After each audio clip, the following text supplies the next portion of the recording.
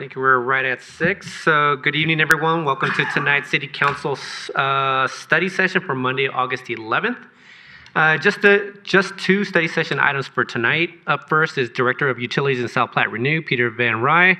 We have Deputy Director of Business Solutions and Engineering, Sarah Stona, as well in the audience, and Carol Molesky from Stantec, here to provide an update on the Water and Sewer Enterprise Fund financial plan. Good evening, Peter. Thank you, Mayor. Thank you, Council. We're happy to be here tonight to generally just do a check-in with Council as it relates to the financials for the water and the sewer enterprise funds.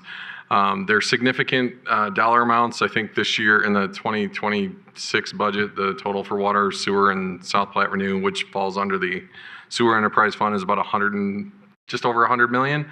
So we'd like to take this opportunity to help you understand, just from a snapshot perspective, of how we plan that money and ensure that over the course of the past few years and the next several years that we're funding the two utilities appropriately and executing on those plans that we've put together. And so, like Mayor said, we have Sarah Stone, who's in the audience, Deputy Director of Business Solutions. So she essentially handles the financials of these two funds on a day-to-day basis, her and her staff. And she works extensively with Carol Molesky, who's with me to my left, who is with Stantec Consulting. And between the two of them, they're continually monitoring, updating, adjusting the financial models and the financial plans to ensure that we are that we're executing those plans appropriately and ensuring the proper funding amount for the two enterprise funds, which are significant enterprise funds.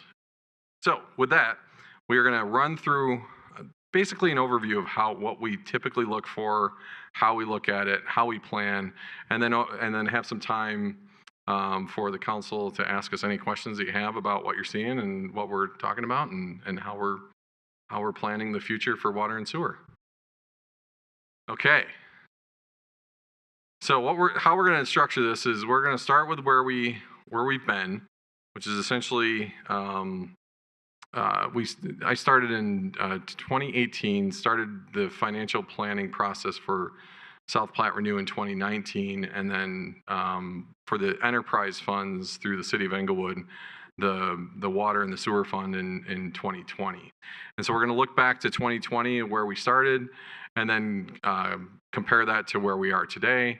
Look at how we go about financial planning, the assumptions we make, things we incorporate, forecasting that we do, and then what our future looks like and where we're headed. So this is a general timeline of what we've done over the last 5, 6 years. And it started with that work at South Platte Renew. If you recall, for some of you who are on council, back at that time, South Platte Renew was, as funded through the Sewer Enterprise Fund, was running into some potential difficulties in terms of actually meeting the funding requirements. And so we started with a cost of service study for the South Platte Renew that we could then feed into the rate studies. We then did master plans for water and sewer and stormwater actually in 2019. We began the rate study process built off of those master plans in February 2020. We completed those master plans in May of 2020, went through the summer presenting to Council and Water and Sewer Board the potential changes if we wanted to modernize and update the system, which we've been talking about for the last 5 years. We adopted new rates in the fall. We started the WIFIA process. We put in the connector district rate analysis, which is actually one of the most important things we did, which balanced the appropriate charging of connector districts for the sewer fund, which helped significantly. We'll talk a little bit about that a little bit later. We did our WIFIA application. We changed those connector district rates. We adopted the new rates in 2022. We closed the loans for WIFIA. We then went after SRF funding. We closed those loans in May of 2024. And we're now starting the process of we completed a master plan for SPR, and we're in the process of starting the 5-year master planning process for water and sewer. So what we look at when we look at all this is we balance the sources and uses of funds. So we have water and sewer rates, which that's that 4.5% increase that we've modeled and talked about annually. We also look at connection fees and miscellaneous fees. So if you recall, as part of the overhaul, we increased the connection fees substantially to account for new developers connecting into the existing water rights supply and portfolio. Whereas before that was, a new developer was getting the benefit of the investment that the citizens made many years ago at no cost. And so now they're being charged appropriately. And then we look at loans, grants, and bonds. And so you can see ARPA, WIFIA, the Drinking Water Revolving Fund, the principal forgiveness through the bipartisan infrastructure law, and then we've secured some PFAS study grants from Colorado, state of Colorado. So what do we use it for? One of the most important programs that we're executing on right now is the lead and copper program. We're removing all of the lead lines that we run across we anticipate being done within the next 18 months, we think.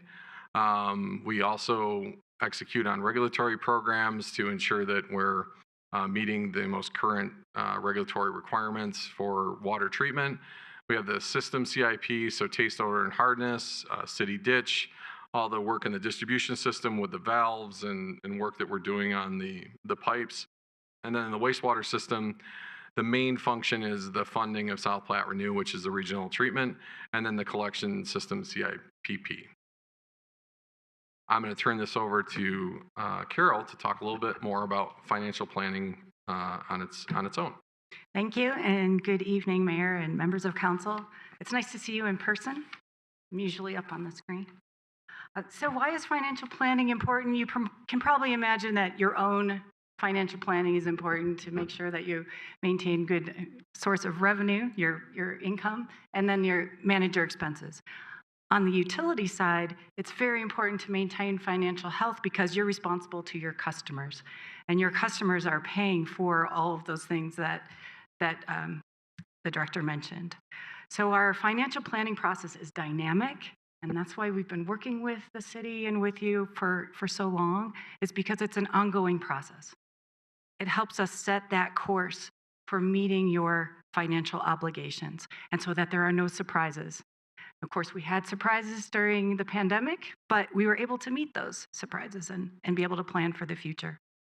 That planning for capital investment is really important as you face all of these large improvements and these costs, so that, again, your responsibility to your customers helps you support the rates that you charge to your customers, and so that they can make sure that what you're charging them is equitable across the different customer classes, and that they're defensible rates. It's not arbitrary. So everything we do is deliberate, and we make a lot of decisions over the years with your support and advice. So that's what this whole financial planning process. Yeah, I don't have. Thank you very much. That's my fault. On the very basic level, water and sewer rates are different. You have separate enterprise funds. For the water fund, your water rates pay for your water expenses. So acquiring the water, treating, pumping, and delivering the water to your customers. On the sewer side, it's independent. It covers the cost of conveying and cleaning the water that goes down the drain. This sounds very simple and basic, but some customers don't understand that that's what their rates go for, those services. You don't use taxes. You don't. You have basically your rate revenues from your customers to support the costs. This chart tells us a little bit about this rate setting process. It's not just financial planning. We can tell how much money is needed to run the water and sewer systems from the financial planning process. We know from whom you need to collect those funds through the cost of service process, the defensible allocation of costs, and then how you collect those funds comes into play when we look at your rates to make them simple, equitable, and sustainable. We're just talking tonight about that first step, the financial planning analysis. We do that through a step-by-step process. The financial planning process includes a lot of elements. It includes the financial policies of the city. So we don't make these up. We follow what is required for purposes of maintaining reserve funds, for meeting coverage requirements for debt service, and for being able to cover your costs with your revenues. We call those costs revenue requirements. So that revenue requirement is the annual amount of money you need to recover each year from your customers. The financial planning process helps us forecast the future revenue requirements, and we look at what you are collecting today versus next year and the year after, and we compare what rates might need to be adjusted in order to meet those future needs. It's a very stepwise, deliberate process. This chart shows us what I was talking about in terms of revenue requirements. We begin at the bottom with operations and maintenance expenses. You'll hear a little bit later about the budget. So that forms the basis for what you need to recover to maintain your system on a day-to-day basis. Debt service is the repayment of anything you borrow. So we've heard of WIFIA, we've heard of revenue bonds and SRF loans. That debt service needs to be repaid from rate. You need to maintain a minimum operating reserve balance, and that's part of your revenue requirements. And finally, those capital improvement projects that are cash funded, so not funded by a loan or debt, that also needs to be included in your revenue requirements. In totality, the revenue requirements helps us determine how much rate revenues need to be collected each year. This next set of slides shows a lot of numbers. Don't worry, I'm not going to go over every one of them, but this is an excerpt from the financial planning analysis. I mentioned the revenue requirements. This chart shows us the total water rate revenue requirements. So what needs to come from your rate revenues? It shows us the change in rate revenue that we might get just from growing, just from adding customers. And then it shows us what those rate increases, how those rate increases affect your rate revenues. So rate revenues change based on growth in accounts. So we do take that into account, and in any rate increases that you approve.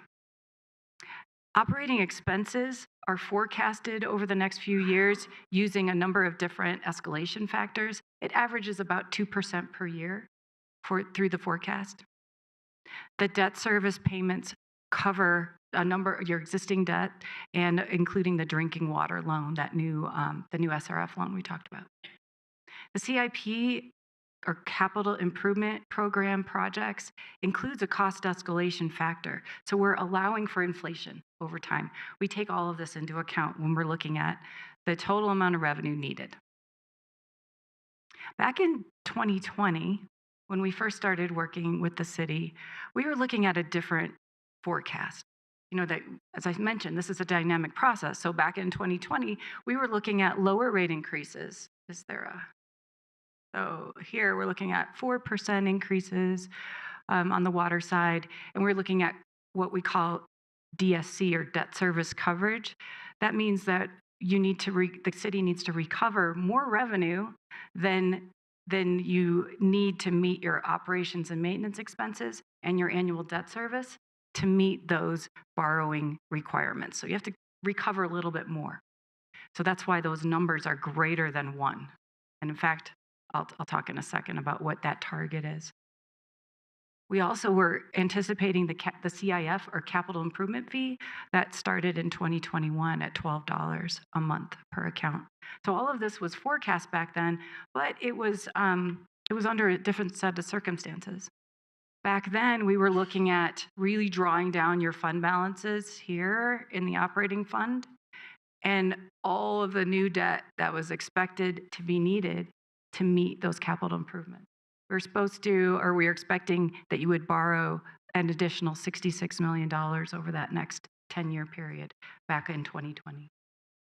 I think the one thing to look at this one is the amount of red, and the fact that the red continues to grow, which means that this wasn't long-term sustainable, because the only way we kept funding the needs of the utility was to keep issuing more and more debt.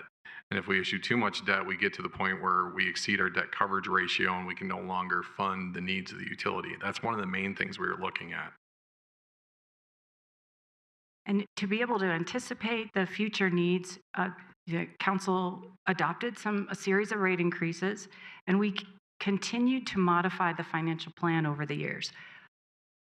Last year, when we were looking at the forecast, we see a little bit different forecast. We see the 4.5% increase each year. We see debt service coverage is a little bit lower than last time, but it's still maintaining greater than 1.15 times annual debt service. That's a requirement through the WIFIA program. So we want to make sure that you're meeting at least for every dollar that you have in debt service, you're recovering $1.15. Another way to look at it. So we can see that the debt service is kind of light, but the debt service coverage ratio is above 2 in some years, and it starts to drop a little bit then. But that's a healthy sign right there. There are other fees that we have forecast with your approval. So the capital improvement fee continues to increase. The lead reduction fee to cover the drinking water loan is forecast to start later this year at $5 a month per customer. So all of that works towards a more balanced plan going forward with the information we have today. And what you see on the screen is actually the dashboard of the financial model. And so behind this are tens of thousands of cells that build into these levers, essentially, that we use to figure out what's the optimal amount of rate increase versus fee, versus if you look at where it's about the fifth line down from the top where it says CIP execution percentage. What that says is that we don't anticipate that we're going to execute 100% of the CIP because it's just hard to execute 100% of CIP. So we go with a more reasonable number, which is about 90%. And if we're at 90% execution, by having that a little bit lower, it means that we collect less revenue because we don't over anticipate how much we can spend on CIP execution. So there's all these factors that help us move towards what we think is the most likely optimal outcome for execution of the needs of the utility, and then the revenue associated to meet those needs. And thank you for reminding me, this is an Excel spreadsheet. So that's what supports what you're seeing here. But it is a large spreadsheet with lots of tabs and lots of inputs. Thanks for reminding me. The set of output graphs from 2024 also looks different from the 2020 forecast. So you could see the operating fund balances are more slowly being drawn down because of the assistance from the WIFIA borrowing and the SRF loans. But we're getting pretty tight near the end here, and that's where we want to make sure we're staying ahead of that.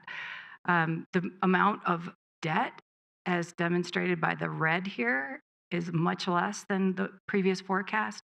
And we know that there was a push to accelerate the capital improvement program projects to be earlier so that we could take advantage of the WIFIA loan, which was a very fortuitous thing for that and for the SRF loan. So you'll see that the total borrowing planned over the next 5 years was $77.8 million. What are some of the summary assumptions that we used? Well, this 4.5% annual rate increase is continued through the forecast. So that is still needed. We've modeled some different alternatives, and the 4.5% seems to achieve the most stable result. The capital improvement fee is projected to increase from $16 to $26, but that's also necessary to fund the capital improvements. Drinking water loan, as I mentioned, is forecast to start at $5 per month in late this year, and then stable at $5 per month, and then the debt service coverage is maintained. Just to be clear for anybody who's listening, the $26 is in 2034, so it's 9 years from now. We're not saying it's going up to that.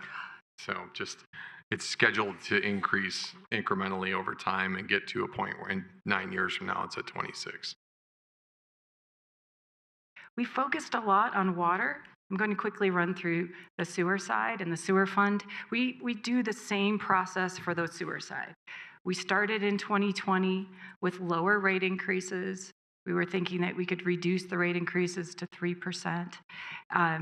We also had this yellow indicates that we're pretty tight on coverage. It's dropping actually below a minimum here of 1.25. But it improves because you pay off one of your loans. And then we forecast, you'll see at the bottom, some single-family bills from this 2020 projection. Sewer was very stable in 2020, and going through the forecast, it looks like we were maintaining all of our targets. However, it did mean that in order to achieve what we needed to achieve for the SPR budget, for example, for capital improvements, a lot of debt was forecast. It was about $70.5 million that was forecast over the next 10 years back in 2020. Fast forward to a year ago, and again, we always update these assumptions with the current cost estimates and escalation factors, and currently we're at, again, that 4.5% rate increase seems to be the most stable approach to meet the financial needs. Coverage seems to drop off to zero here in 2026 this year. That is because of that repayment of the loan, the state loan. And unlike the water side, CIP execution is assumed to be 100% because that's SPR's program. And they're executing their program for which the city is responsible for 50% of that, perhaps. Yeah, last year we executed at 97%, so we're getting a little nervous when you get that good at execution. Here's that set of outputs that you're used to, but this is the most recent set of charts. And the capital improvement plan for SPR is driving this rising budget for capital. And you'll see that the plan is for some additional borrowing after this current 5-year period. I think one of the things that's most important that drove this outcome was that work we did in 2022 with the connector district rates that we changed to meet industry standard.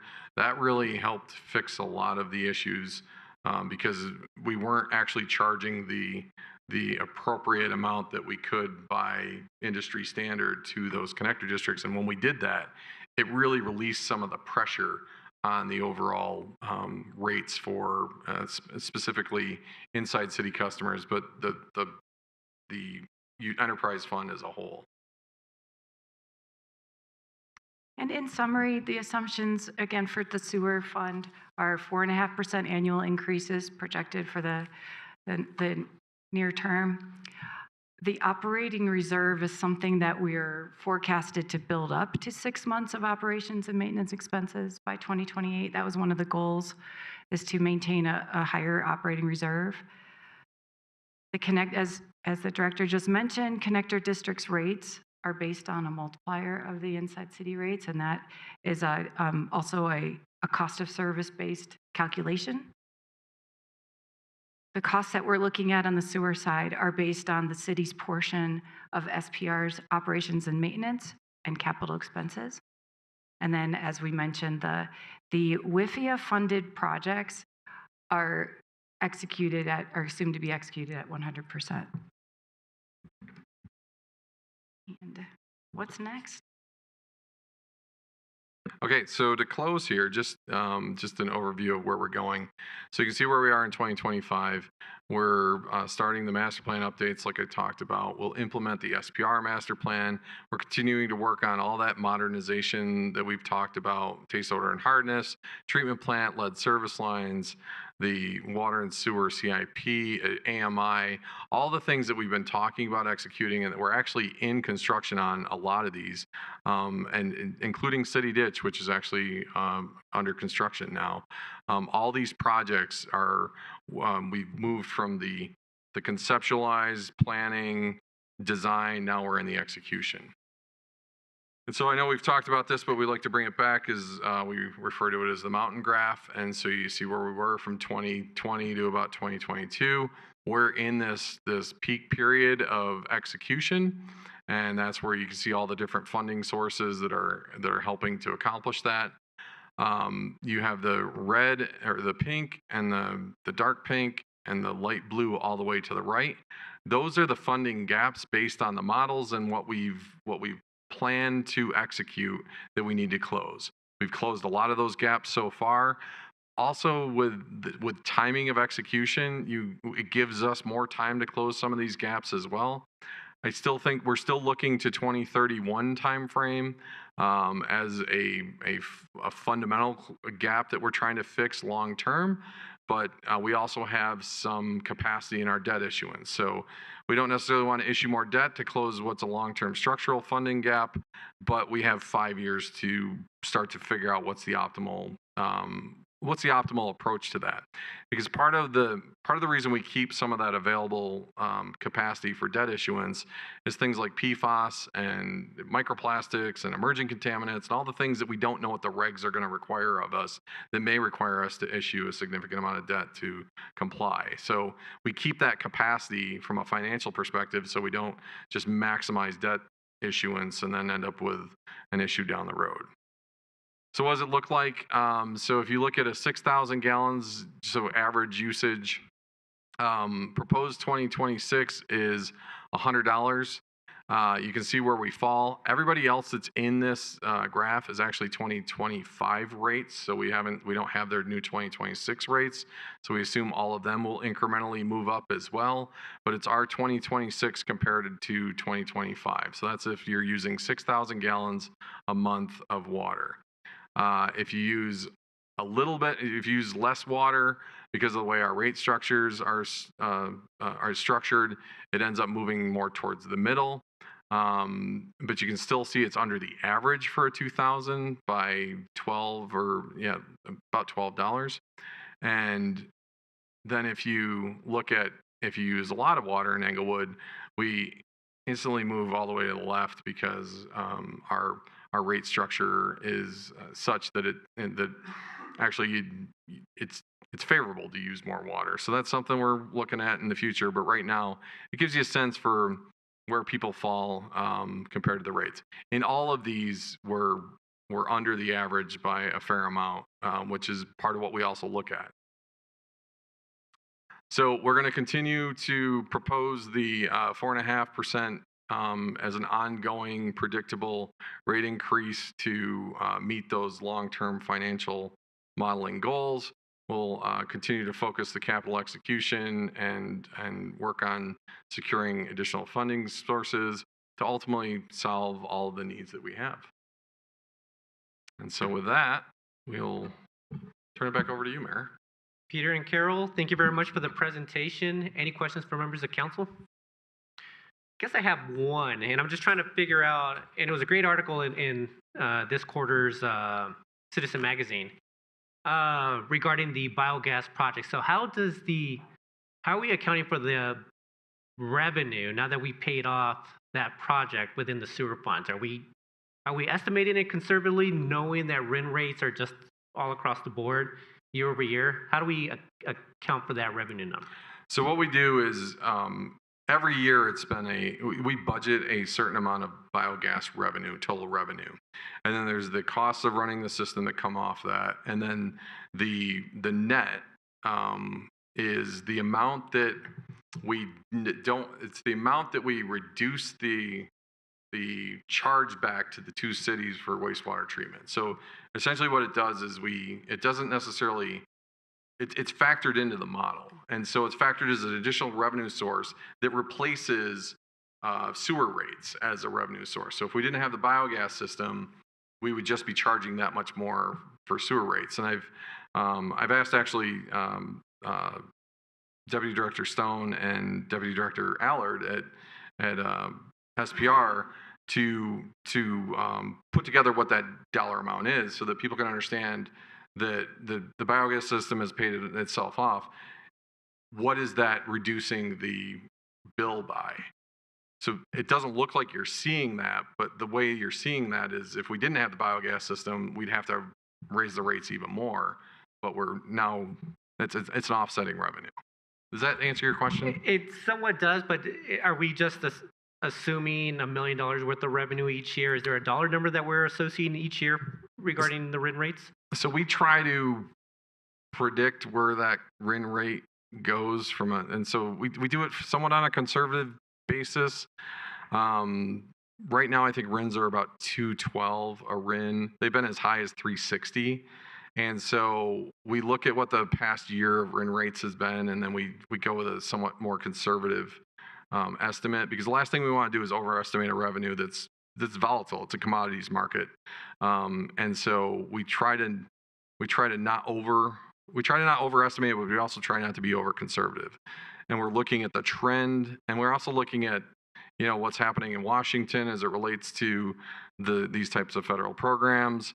The goals for renewable natural gas have been reduced with the new administration, and so the thought is that could potentially soften RIN rates, and so we've factored that into our budgeting amount for revenue for next year.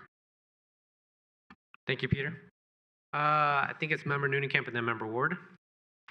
I have a clarifying question of something that I think I missed before I get there. Thank you for this. This is always helpful to get these kinds of updates. And it really is incredible to see that mountain grow from 2020 to where we are today. So I'm very, very grateful. And I think everyone who drinks water in Inglewood is too.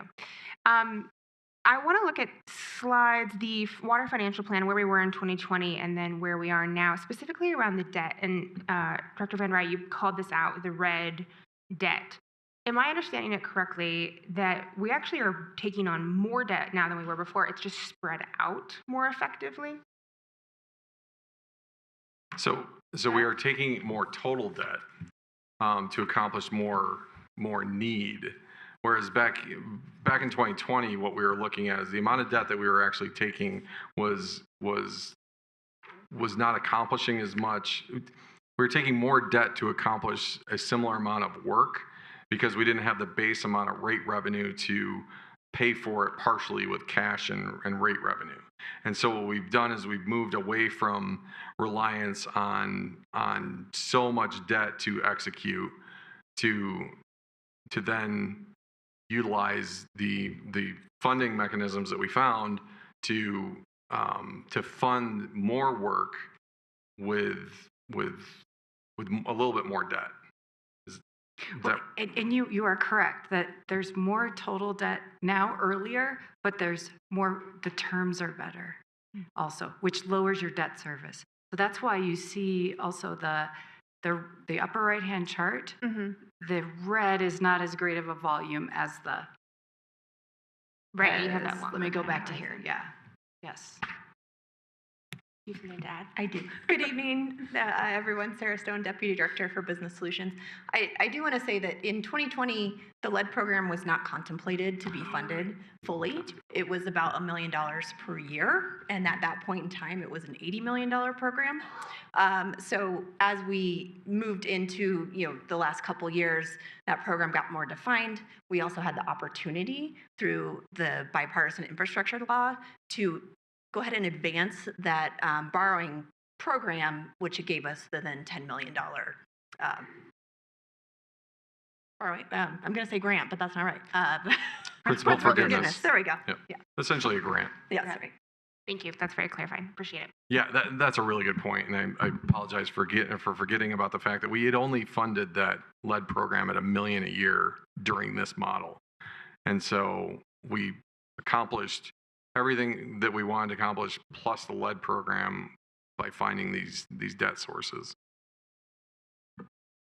Member Ward. You touched on this a little bit, but in an environment where we are planning to increase our residence rates on an annual basis for the indefinite future, where the city general fund is starting to show the need for a little belt tightening, the funding gap is concerning to me. How do we know that the system can remain funded through the next 10 years as we pass through that funding gap? So let me move to that slide. So the main thing that we're looking at so the funding gap that you see in the all the way to the right, the light blue, the main part of that gap is the capital reinvestment. So it's the annual capital investment. So we have the money to fund the operation of the system and the ongoing debt service coverage, all those kinds of things. What we don't have fully fixed is an amount of capital reinvestment that's sustainable, so that we don't do all this work and then 15 years later we're in the same situation again because we haven't reinvested on an ongoing basis. That's the piece we have to fix, is figure out how to either stretch out what we have, change how we're executing programmatically. Maybe it's more in-house work as opposed to contracting out work. There's a number of things that we can do to close that gap. Part of which could be we need to have just some change to that capital reinvestment amount to help close that gap. So it's not one answer that fixes it. I think the main thing to keep in mind is it's 2025, and we estimate that it becomes a more substantial problem about 2031. We have about 6 years to work on it. Considering from 2020 to 2025, we've done this from a financial perspective. 6 years is a good amount of time to try and figure out the best way to close that gap in a way that keeps a sustainable utility. Because the last thing we want to do is all this work and then go back to underinvestment and be stuck with the same problem. But also keeping in mind that we like in these charts, we like being in the, we like being in towards the left. We like being under the average. So we keep that in mind as we're putting all this work forward, because we don't want to become, we like staying under the average for the Front Range. And so that tells us that we're an affordable utility when you think about the volume of investment, and still staying under that midpoint average it's another one of the things we look at. Right. You mentioned the debt capacity of the utility, which I don't think is something that we've directly addressed in the past. I could be wrong, but what is the utility's debt capacity? How is that determined, and where are we projecting ourselves to be relative to that debt capacity? So I'm going to go back to the model and look at let's just take the sewer fund, for example. So this sewer fund models all the projects that we anticipate, largely through South Platte Renew. And then what we look at is the funding mechanisms to fund all those projects, as well as operations, as well as the collection system. And what we're looking at is that all-in DSC number, which is all-in debt service coverage. And so you can see it goes to zero because we retired the original loan actually this year. And then as you get farther out, you see where it goes to 5, 4, 3. So that general area as you get into 2032, 23, 33, 34. So what we know is that in the 2035, it starts in about 2031. 2035, we have significant investments that are required. This is the Regulation 31 nutrient requirements that are going to cause us to overhaul some of the plant systems. That's why we've participated in that voluntary incentive program, which allows us to buy time for that investment. But we're not exactly sure what the requirements are going to be. We use the PARC model to try to drive those numbers down as much as possible. And we maintain some of that debt service coverage capacity based on what we know today. And so when we model that out to 2034, that debt service coverage is 3.26. The absolute minimum that we can get to is 1.15, right? That's what's in our debt that we've issued. And so what that tells us is we're in good shape to be able to address if something comes through on PFAS, if something comes through on microplastics, if something comes through on some other emergency contaminant. So we don't want to max it out now, and then when something big hits down the road, we don't have the capacity. So that's really that's the number we look at to make sure that we're maintaining capacity and issuing the right amount of debt at the right time. And I might have missed this when you explained it earlier, or it might just be something that I'm supposed to know. But what exactly does that number mean? I'm going to turn this over to Carol because you. she'll have a better answer than I do.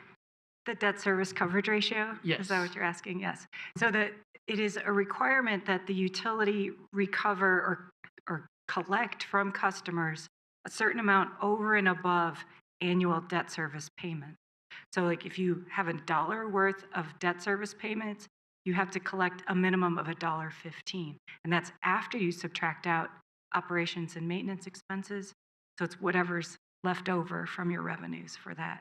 They like to see that cushion, that the lending agencies like to see that so they know that Okay. you're going to pay them It back. sounds like a finance major came up with a really complicated mathematical formula that I wouldn't understand no matter how many times it was explained to me. But I think I have a small grip on it. So thank you for that explanation. So what you see in this model is that the sewer fund is healthy. And it's healthy 10 years into the future right now based on how we've modeled it and based on what we know in terms of need.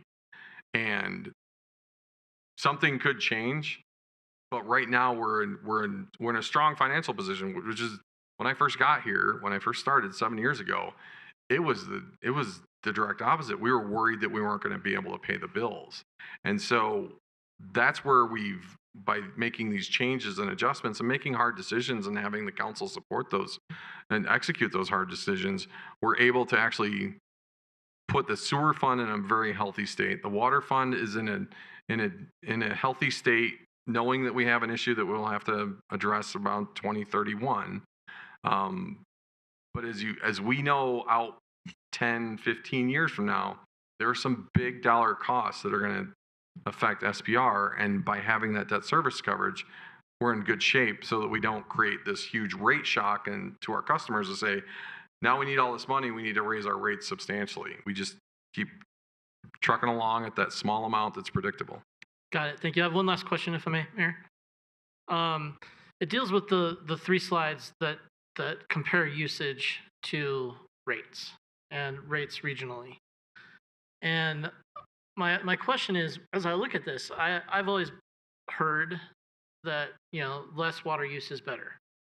But here we seem to have an approach where from the customer perspective, more water use is better. Is there something that we can do to massage our rates so that people who use less water actually comparatively pay less? So you're exactly right. This is a legacy of this is one of the last legacies of how Englewood rate structures were set up. So Englewood is the only declining block rate structure left in the state. And so if you think about other water utilities, you use 0 to 5,000 gallons, it's one rate. And then you use 5 to 15,000 gallons, it's a much higher rate. You use over 15,000 gallons, it's a much higher rate, just as an example. Ours, you use 0 to 100,000, it's one rate. If you use over 100,000, it goes down. And so that is a structural rate issue that it's next in the layer of things that we're going to fix. And we're planning to fix it probably next year. We want to give a little bit of a break to our customers to not keep just changing everything. So we wanted things to be stable, and then we'll come in and do that. We have to do the same kind of thing on the sewer side. There's some legacy issues with how the sewer rate structure is set up, both of which are because they were set up at a time where the city was trying to drive water usage. Maybe there were, I don't know what the goals were, but back in the 70s, 80s, when these were set up, and with conservation and just the demands on water, it's changed to the point where we're late to the party on this, but we're going to get there. Great, thank you. And Mayor, if I could just jump in on the finer point on the issues with the sewer fund. In my second week, I believe it was, on the job, I received a letter from City Manager Mark Rowe from Littleton saying Littleton is acutely aware that Inglewood is underfunding your sewer fund because of the lack of political will to set the rates in a way that will create a sustainable South Platte Renew. So we were really under the gun, and it was very kind of obvious to the community that we were underfunding before we made this financial switch. Member Russell.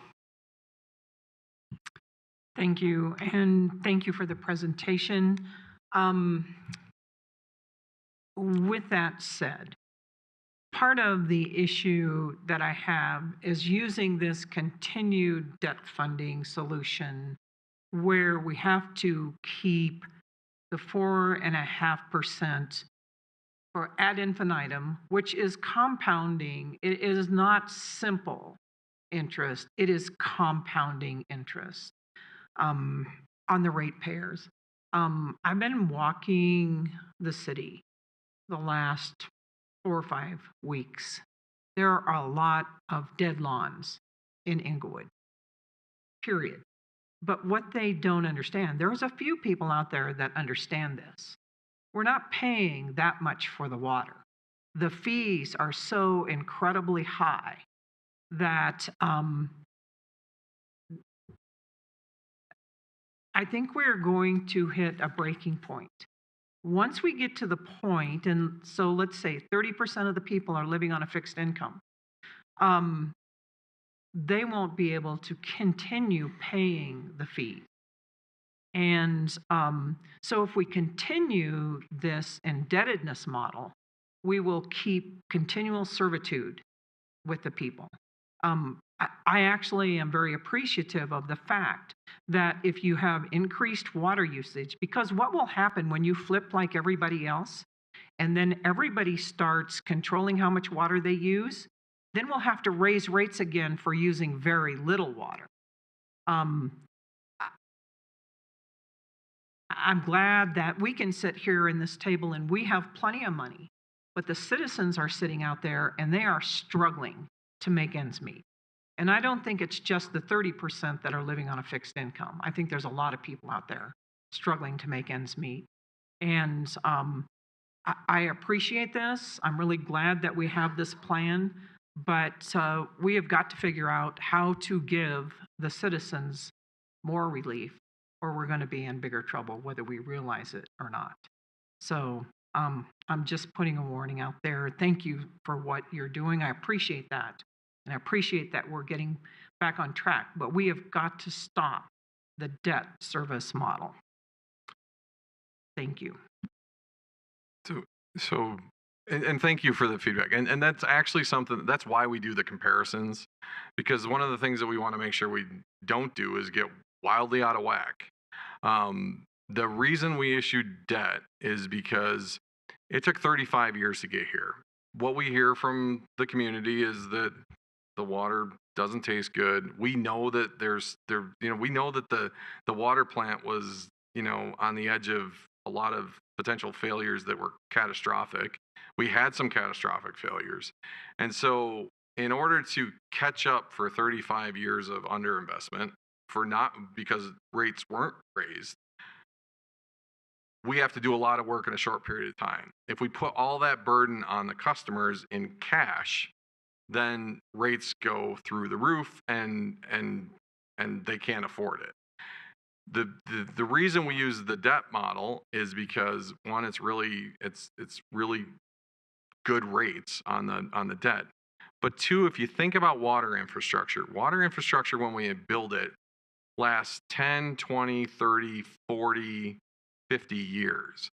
And the reason we use these debt instruments that allow us to a 35-year payback through WIFIA, a 30-year payback through SRF, is because today's citizen pays their proportionate share for that infrastructure investment.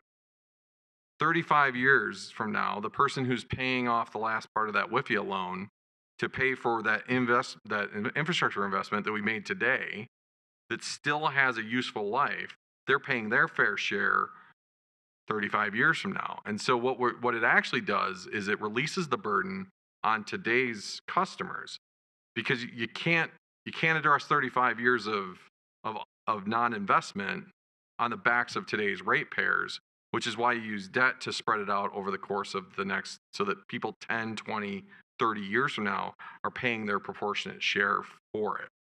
We also don't want to over issue on debt because that's why we look at it's why we do these comparisons, is because we want to make sure the cost of water in the Front Range is generally the cost of water. And so what we want to make sure we don't, I don't know if I did that.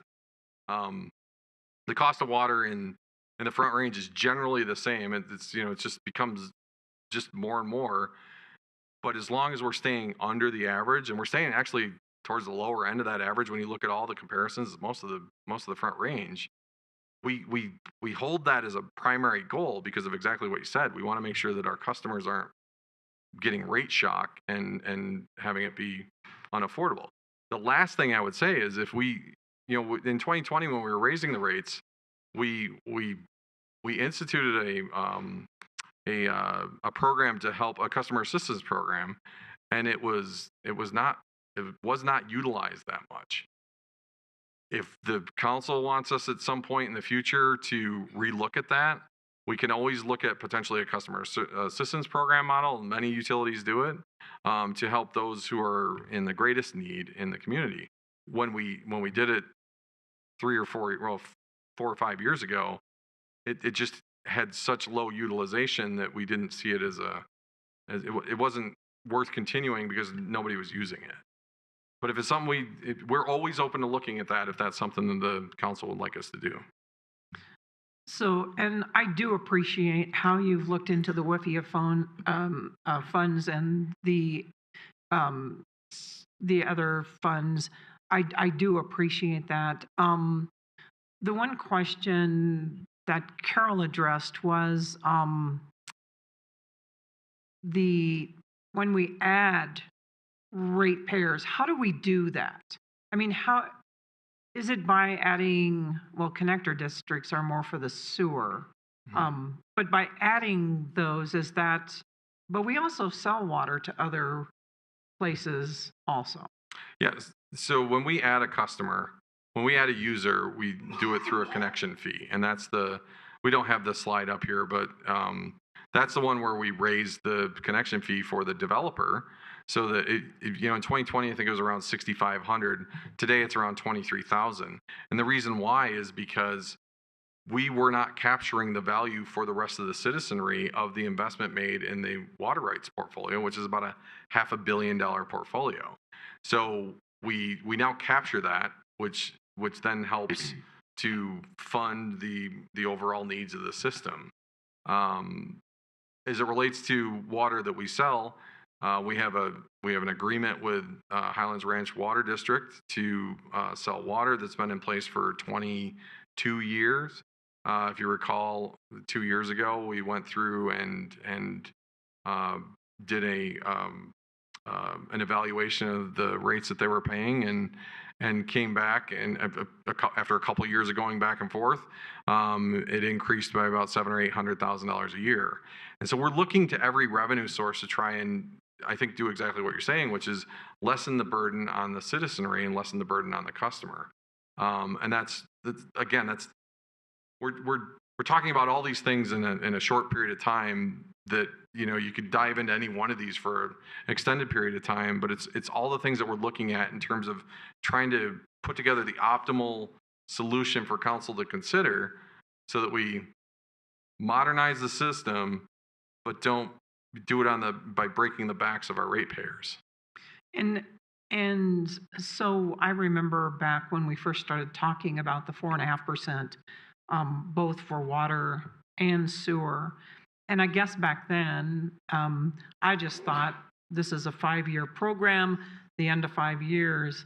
But it looks like this is going to go on, the 4.5% ad infinitum. At some point, it could possibly raise also, correct? If we end up with other situations like having to deal with PFAS and things like that. Yeah, and so the reason we do that, so we know that there's inflation every year, so that eats up part of that 4.5% every year, no matter what. And I think what a lot of utilities, the trouble that a lot of utilities got into was taking 6, 8, 10 years not raising rates. And then every year inflation is occurring. And I think this utility did some of this too, where it was many, many years between rate increases. What we've done to create long-term stability and a programmatic approach so that we don't get into the same problem again is a small predictable amount. So 4.5% on the water side, I think, is about $1.10 a month. 4.5% on the sewer side is similar, right? It's about $1.10.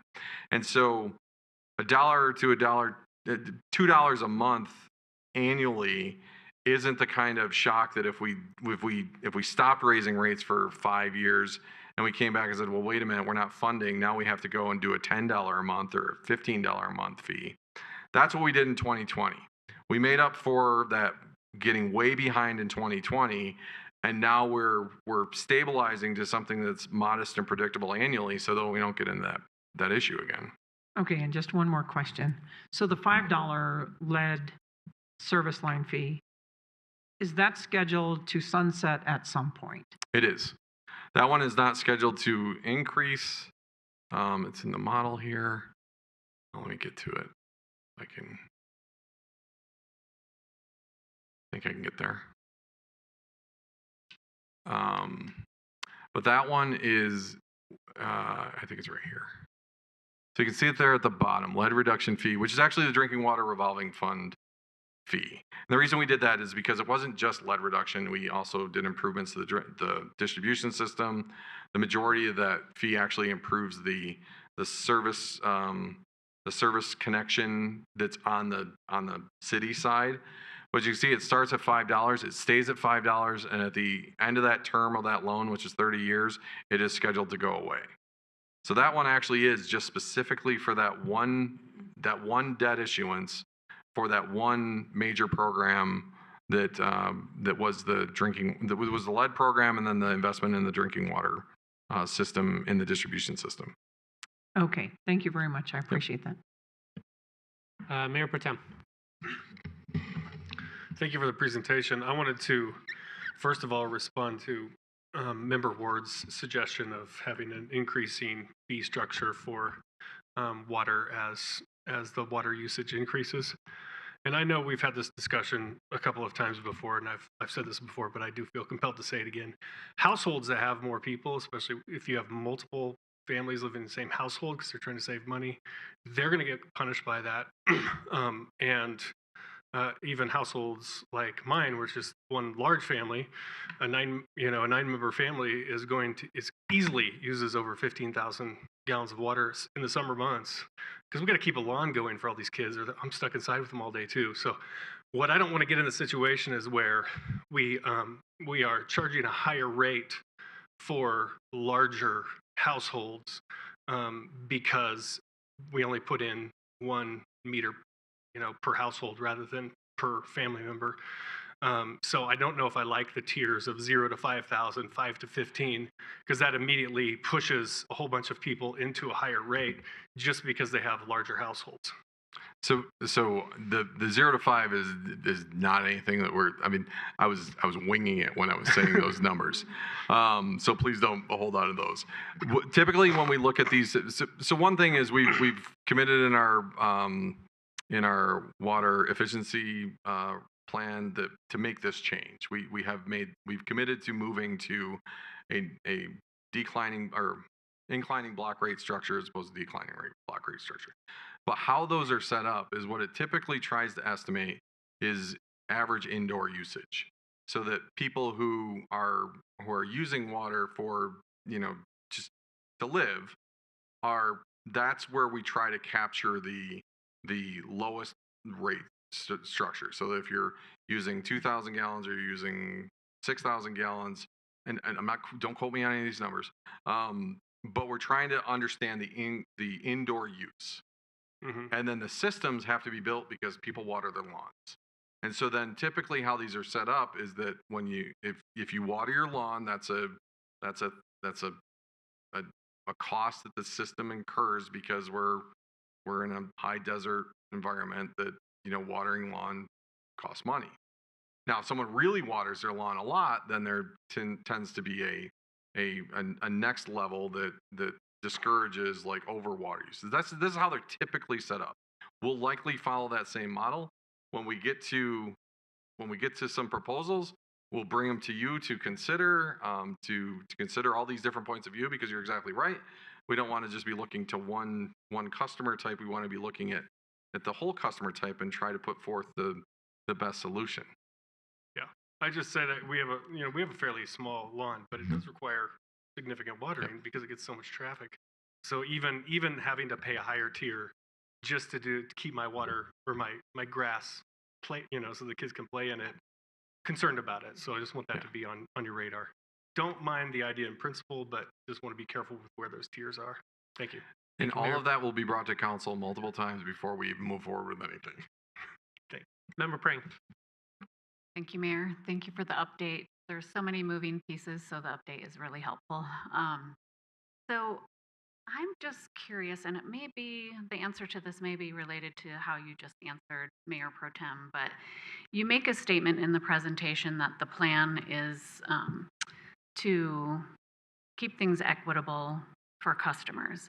And so can you just speak to that, for those of us or residents that are not sitting at this table tonight, how the plan accomplishes that? Yeah, I'm going to turn that one actually over to Carol, because that's the basis for how we do rates and fees to make sure that they are equitable. Okay, that's true. Thank you. So it's a great question, and it goes back to the financial plan as the foundation for cost of service. The first step is trying to figure out how much revenue is needed each year. So that's what this plan tells us. And then the cost of service analysis is the second step, and that's where we look at usage by customer type. And equity, or I would say proportionality is the better way to say it, is that the different customers that you serve have different proportional impacts on your system. So peak watering, that drives peak costs, but then day-to-day average usage also drives the base costs. So we take the financial plan, feed it into the cost allocation step, cost of service step, to look at how much does it cost the city to serve all residential customers, all commercial customers, et cetera. So that approach is where we achieve proportionality of costs across customers. And we base it entirely on how your customers use water. We look at the billing data. We look at a lot of information in order to generate that. So, and then those results take us to that rate design phase where we can present you with a number of different proportional rate structures. Those rate structures will have different impacts on different types of use. So it will be a multiple of alternatives that we'll ask you to consider when we look at the rate structures. That's how we would achieve equity or proportionality. And I think this gets back to a point Councilmember Russell was making, which was that if you've been here for quite a while, Denver Water went through this process and there was a huge drought in 2002, and then they said, please conserve water, and then there was so much water, the customers did so good that they weren't collecting enough revenue, and that's because so much of their revenue was based on the variable charge associated with the water that was being used. Part of how we have set up our system to be able to account for that, even when we make these changes in the rate structure, is to have a certain number of fixed charge, which the capital investment fee is the primary one of those.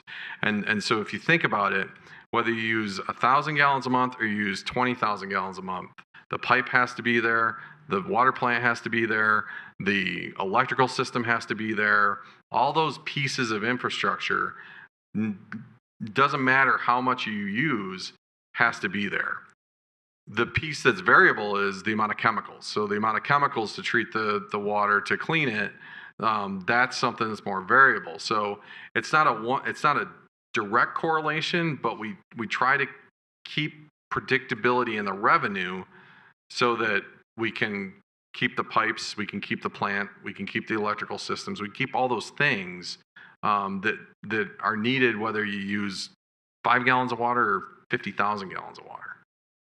Okay. I think that's very helpful. So a follow-up question to that is, our new meters, are they're collecting information such as if a customer is using a lot of water during peak hours, for instance, in capturing data to be able to assess what maybe that customer should be charged versus someone who doesn't water their lawn? So we're not going to that level of detail. Yes, so the new meters capture much better usage data. They also capture much more accurately. So many of our meters were so far out of date that we're sure, based on industry standard, that when a meter gets really, really old, it under collects in terms of the metering of the water, so it misses water. So these new meters will ensure that each individual that's using water is paying for the exact amount that they're using. It will tell us where those peak time frames are, but our system doesn't necessarily, our structure won't likely go to that level of detail. It's not like with like electrical peak hours and things like that. We don't anticipate going to that. Ours is mainly around indoor use versus outdoor use. That's typically what we're looking at. So during the winter, we know it's indoor use. During the summer, that's where you see the demand on the system. So we build all of our water systems in this area to meet irrigation. That's why they are as big as they are. So we have to build the system to meet that summer demand, even though during the winter we use 30% of it. May I add something? Yes. It's a very good question about all the new metering infrastructure. And when we, as rate consultants, work on the rates, we work with averages and characteristics of the class as a whole. We gather all that data, but we have a saying too that perfect equity is not practical. So we wouldn't charge a different structure for you versus you. So we look at residential customers. We set that rate structure using the total data available for residential customers. And then your bill tells the utility how much water you're using, and that's used to set your rates or your bill. So it's not perfect, but it gets pretty darn close. Yeah, I don't know how you could get to perfect, but the indoor-outdoor answer, I think, is helpful. And then I have one other really quick question. On the sewer operating reserves and getting to the 6-month reserves by 2028, can you explain to us why 6 months? Yeah, so the reason we went with that amount of reserve is because it is a large regional facility, and it's not serving just the city of Englewood. It's serving the Southwest metro area. And so if something catastrophic happens to that plant, it takes a lot of time to bring it back online, and we're not just we're serving a broader community. So 6-month operating reserve is a healthy amount of operating reserve in case there's some kind of a unforeseen circumstance that affects the region as a whole. And so it's a healthy reserve. But I don't know if you have anything else to add to that. I think that the required reserve for the joint use agreement between the city of Littleton and city of Englewood is, I think it is only, Kevin knows this, is it a 1 month? I'm not exactly. But it's not a full, do you know, Sarah? I'm not sure on the month requirement, but there is a minimum of $1 million in reserve that's required as part of the joint use agreement. So we wanted to bolster that to fulfill the needs that could happen, or the circumstances that could happen where you might need to fall back on those reserves. So that was one of the objectives for slowly increasing that over time. It really just comes down to it. I think for so long, and my experience when I got here was the water and the sewer fund and South Platte Renew were on the razor's edge. I would just say from a financial and investment perspective, and part of the work that we've done over the last 5 to 7 years is to bring us back from that edge to a point where we're now in a, I think the thing that I hope that the council walks away with is that they're both in a good, healthy state. We don't believe that we're over collecting. We don't believe that we're over being conservative on these things, but we're also trying to make sure that we're not so close to running the edge that we're one catastrophe away from a significant problem. And so if 6 months is the right target, I mean, we think 6 months is the right target because of the regional nature of the facility. If we go back and relax that to 4 months or something like that, those are some of the levers that we can push if we need to.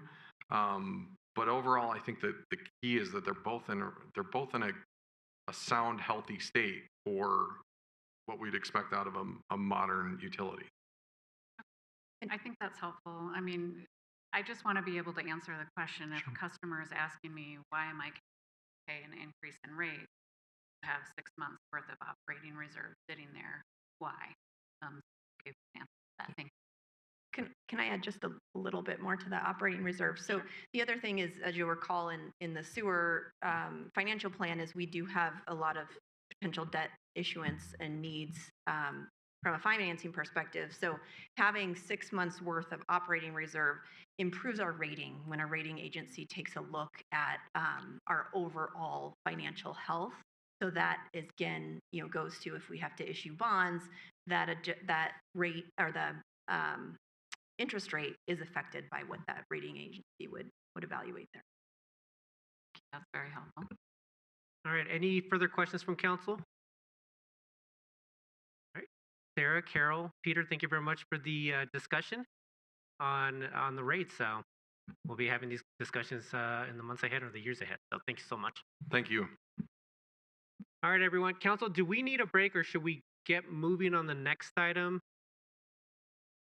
We can kind of like just base it, maybe quarter till to see if we need to take a break at that point, just based on the discussion. So let's just get moving on this next item. So second item up is we basically have staff here to talk about the operating capital budgets for 2026. So we have City Manager Sean Lewis, Deputy City Manager Tim Dodd, Director of Finance Kevin Ingles, Budget and Financial Analyst Tyson Thornburg, as well as leadership here joining us tonight.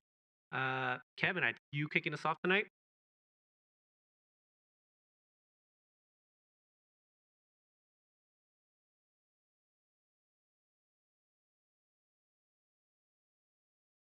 Yes, I am. Thank you. Kevin Ingles, Director of Finance. We're going to be talking about the draft proposed 2026 operating and capital budget.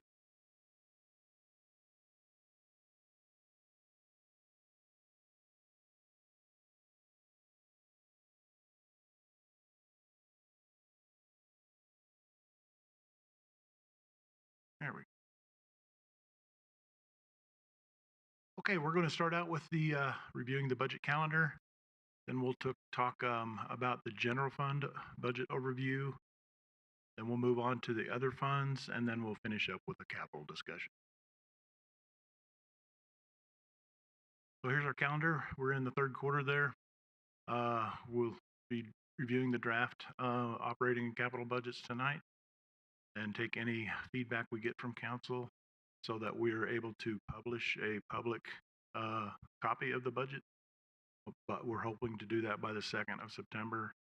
That'll allow us to have the public hearing on the 15th of September. And then the budget ordinances in October.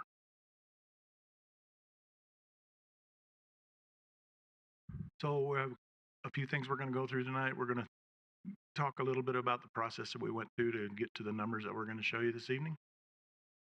And we would love your feedback. If you have anything you would like us to change or update, again, so we can get to that, the timing for the public hearing. And we'll also ask for your feedback on the capital project list. I'm going to turn it over to City Manager Lewis. He's going to talk a little bit about the budget philosophy and some processes that we went through this year. Thank you, Director Ingles. And I want to start by thanking Director Ingles and our budget team, Tyson Thornburg mispronounced the last name. Thornburg? That's right. Okay. And also Jenny Nolan for their great work this year, just really working through a challenging but not a devastating budget process. So to start with the budget philosophy, this was established by council a few years ago. Provide core services and meet strategic plan goals through the retention and recruitment of qualified, dedicated employees while prioritizing programs that meet strategic plan goals in a cost-effective manner and exploring new initiatives to determine their viability. Now, I would say the last part of that philosophy, we were very limited this year. In fact, are proposing no new initiatives in the city budget. But what we've worked to do is really take a look at where we're at. And so I just want to give some introductory kind of comments around that. We started the budget this year with a shortfall, an expenses list of about 77.6 million and a revenue estimate of 70.9 million. So we started this whole process a few months ago, looking at our projections for both revenue and expenses, really with about a $6.7 million debt. And so we as a team kind of started from the ground up, saying where can we begin to trim the budget before bringing that to council, and then let you give us direction as you did in June about what your priorities are. So we really started with a business-based cost savings and revenue enhancing process called Blue Ocean, and that yielded about 68 different ideas, suggestions that the leadership team, supervisors, and then supervisors with their employees came up with. Those were all in your council packet, the last budget discussion we had, I believe, in June. And so many of those have been implemented, and we are looking to implement others of those in 2026. Second, we started looking at our fixed cost increases. For instance, our health insurance broker was telling us to expect about a 10% increase. So we went back to the broker and Kaiser and negotiated that down to 7.5%, which is still larger than we've had in years past. We've been very lucky in years past relative to other cities, but we were able to get that cost. Third, we went to our collective bargaining units, also known here in Inglewood as our unions, but really CBAs, and it talked to them about their already planned for expenses. So they had the EEA, the Inglewood Employee Association, had about a 1.5% guaranteed in their contract ready to go for 2026. They also had a 2% pay for performance.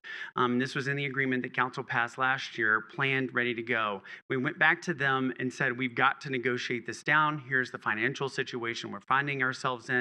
And they agreed to a 1% increase. We were also up for renegotiation with our Inglewood Police Benefits Association. They too agreed to they started at a higher amount and brought that down to 1% as well, and really reduced again what we thought were those fixed costs. I do want to point out that the U.S. Bureau of Labor and Statistics is estimating that the CPI, the Consumer Price Index, nationwide is about 2.5%, and in Colorado, that's closer to 4.5%. And so we know that our 1% increases are nowhere close to keeping up with inflation. We also have reminded our team that we've really made up a lot of ground getting closer to market in years past. This is just not a year that we can do that. And so at some point we will find ourselves, playing catch up again. But we know that 1% is really all we can afford this year. Next, we use our budget review committee with the finance team, the city manager's office, key department leads, and met with each department and looked at line items and really closely with regard to spending that was not historically being used. And that even included the city council's budget. We looked at your travel and training. We looked at, just like we did with all the departments, but looked at historic spending and then adjusted those down to really trim any kind of excess that we might have seen historically in some of those line items. That yielded about 2.1 million in closing that 6.7 deficit that we found ourselves in. We also funded very few enhancements this year. So we had an enhancement list that, we always encourage departments to ask for whatever they think they need. We got that down to really only the enhancements that had a cost revenue offset, or in the case of council's priorities, the cybersecurity staff member, that's the most expensive without a revenue offset. We did include that in the budget that you see here. And then we had the 50% school resource officer that will be also another police resource within the city. And then the two parks that tech technicians that are needed to maintain the newer stormwater detention, as well as our enhanced streetscaping throughout the city. And then finally, we went to the departments and said, reduce spending this year. The reason that that was important to do as early as we could in the year is because it provides you all with a cushion at the end of the year that will go back into the unassigned fund balance. You may remember that last year we projected that at the end of this year we would be at $0 for the unassigned fund balance.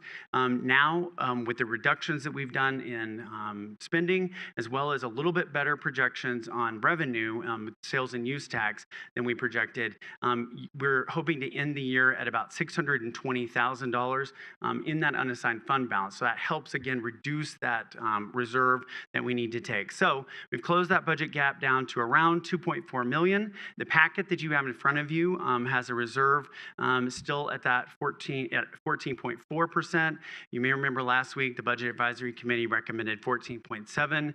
Since your packet was sent on Thursday, we have done further budget adjustments, and we plan to and believe we can bring you a budget in September that's at that 14.7% reserve, and keeping in mind that that's still a very healthy reserve. Over $10 million should be more than enough, to cover some of those costs that we've seen historically when we've had a slowdown in the economy or a downturn. We're never using more than a couple of million to do the balancing, and we would be doing more drastic cuts if we needed to, if we found ourselves. So with all of that introduction, I'll turn this back over to Kevin for the budget overview. Thank you, City Manager. So we're going to start looking at the general fund first. I know a couple of council members asked for the history of the unrestricted reserve. So we thought this would be important to have in here, and we'll continue to use this in future years. So we went back to 1997.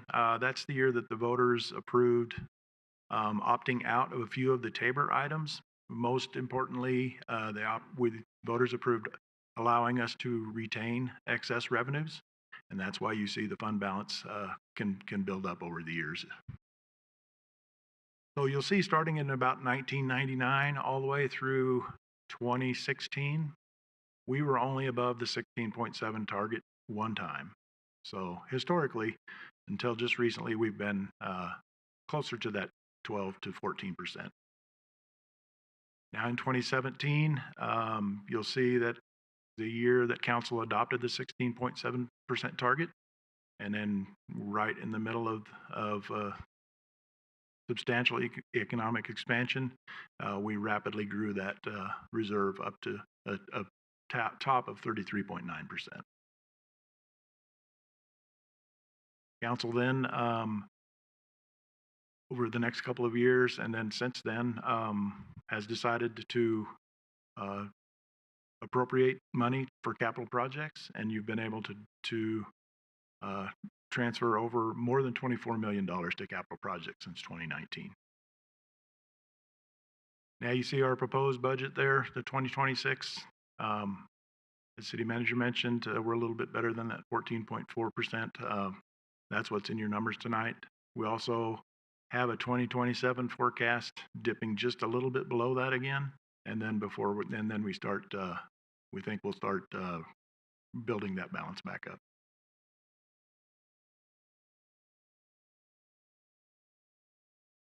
So here's a few of the items that are in the expenditures that are influencing the expenditures. Once again, a 1% wage increase, and also a number of positions that are being requested. All but one of those positions have either some or complete offsetting revenue.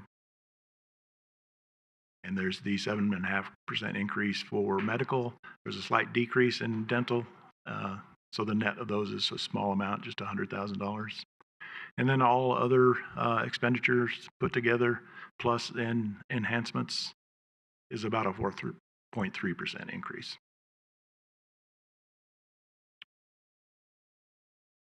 So City Manager also mentioned the Budget Review Committee. There are some of the numbers that he mentioned that we went through that process. We were able to trim that initial $4.5 million deficit. We were able to take about $3.1 million of that back out, and that gets us to the $10.4 million unrestricted reserve. Again, a little bit better than the 14.4% that we're proposing this evening. A little more details on the adjustments that the Budget Review Committee did. We removed off the top about $1 million of enhancements. You'll see on both the revenue and expense side, we did make adjustments to 2025 based on mid-year projections. Things are looking a little bit better than what we had estimated earlier in the year. And then we were able to reduce expenses and for the 2026 budget as part of that process also. All right, I'm going to turn it over to Deputy City Manager Dot. He's going to talk a little bit about our enhancement philosophy for the year. Great, thank you, Director Ingles. So, as Director Ingles mentioned, I want to talk briefly about the philosophy that we utilized as part of the aforementioned Budget Review Committee process to make determinations about which enhancements to bring forward to you this evening.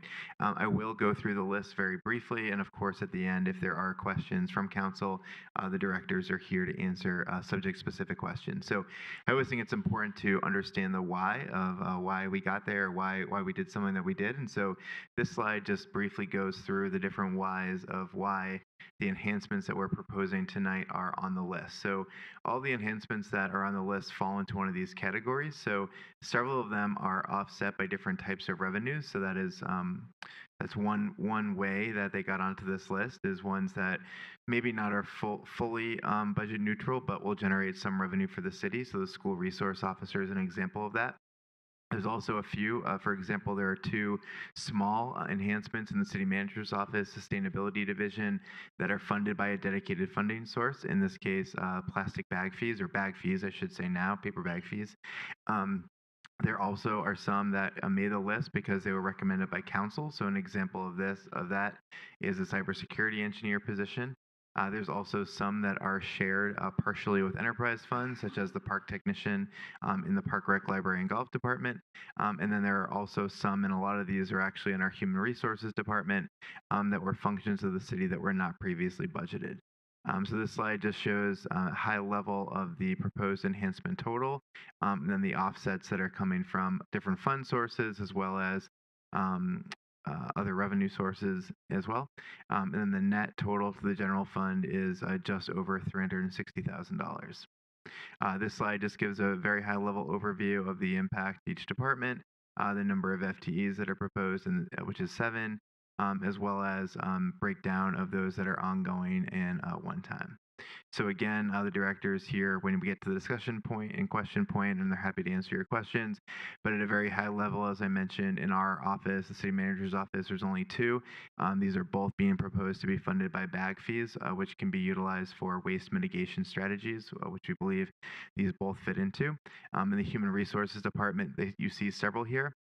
It's important to note, of course, that many of these, as I believe Director Woiski had explained during the past presentation, are actions of the department that just weren't budgeted in the past. I do want to note that that third one, contract with CPS for ad hoc classification and compensation services, that was the original request. It was reduced as part of the Budget Review Committee process to $20,000. We apologize it somehow wasn't caught as part of this, but Director Ingles does believe that it was reduced in the bottom line. IT, as has been mentioned, the cybersecurity engineer, Director Eisenbart presented on this the last time we were before council about the budget. The co-pilot licenses, we've scaled this back significantly, but again, we do believe that it could be a true pilot to understand how we can use AI, generative AI, in the workplace.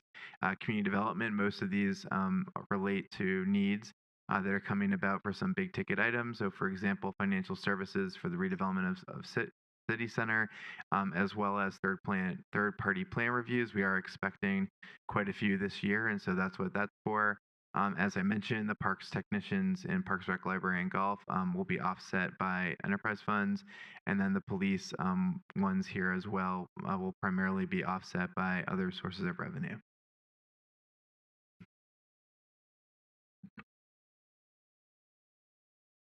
Thank you, Deputy City Manager. Now here is our proposal for the general fund.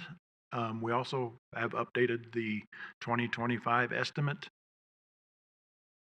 as we had mentioned earlier, so that there is a little bit of unassigned fund balance, and you'll see that on the next slide. Our proposal for 2026, we do have a little bit of a revenue increase, some of that like sales and use tax increase. While inflation hurts our expenditures, it also helps sales and use tax collections just because things cost more, that there's more tax collected. There's and then you see the expenditures, salary and wages. We talked about the increases there. Benefits, only a very minor increase. And then the other expenditures, mostly those are contractual increases or inflationary items that we really don't have any control over. Small transfer in for 2024, and then you see the total net change in fund balance of 2.3 million. And that leaves us a total ending fund balance of 12.6 million. And here's the breakdown of that. We've got our Tabor emergency reserve. That's a requirement. And then you see, as city manager mentioned, 10.4 million left of unrestricted reserve.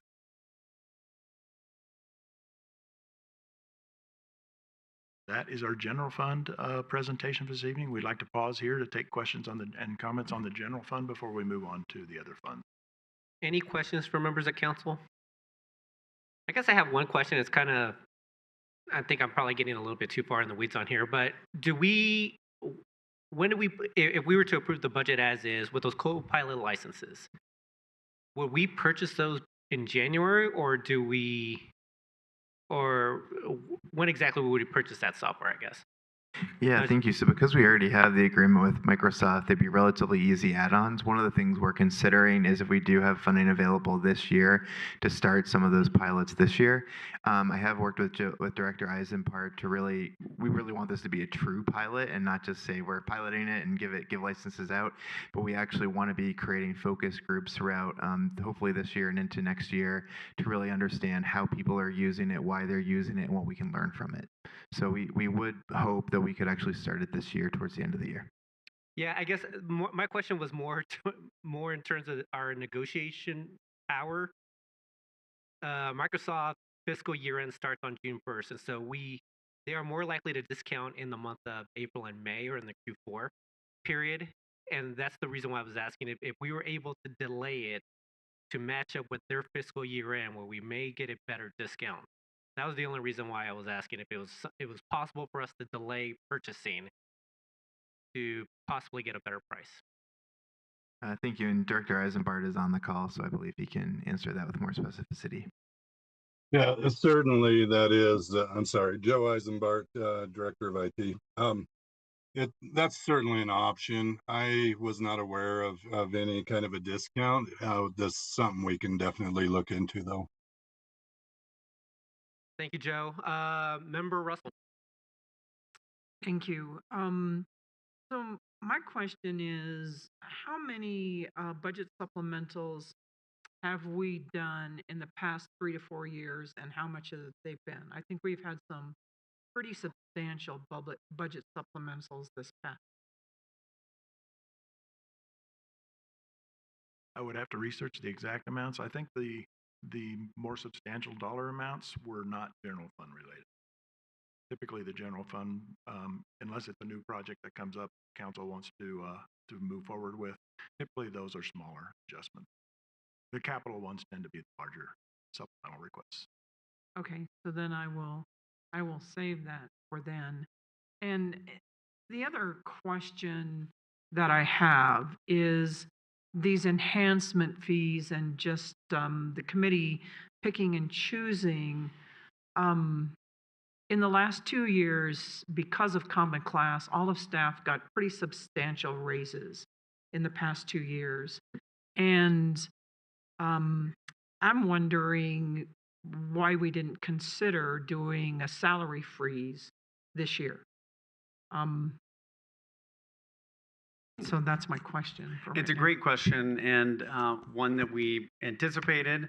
And as we look at our benchmark cities around us, we know that Denver and Aurora are doing basically something similar. They have a much worse kind of financial picture than we do.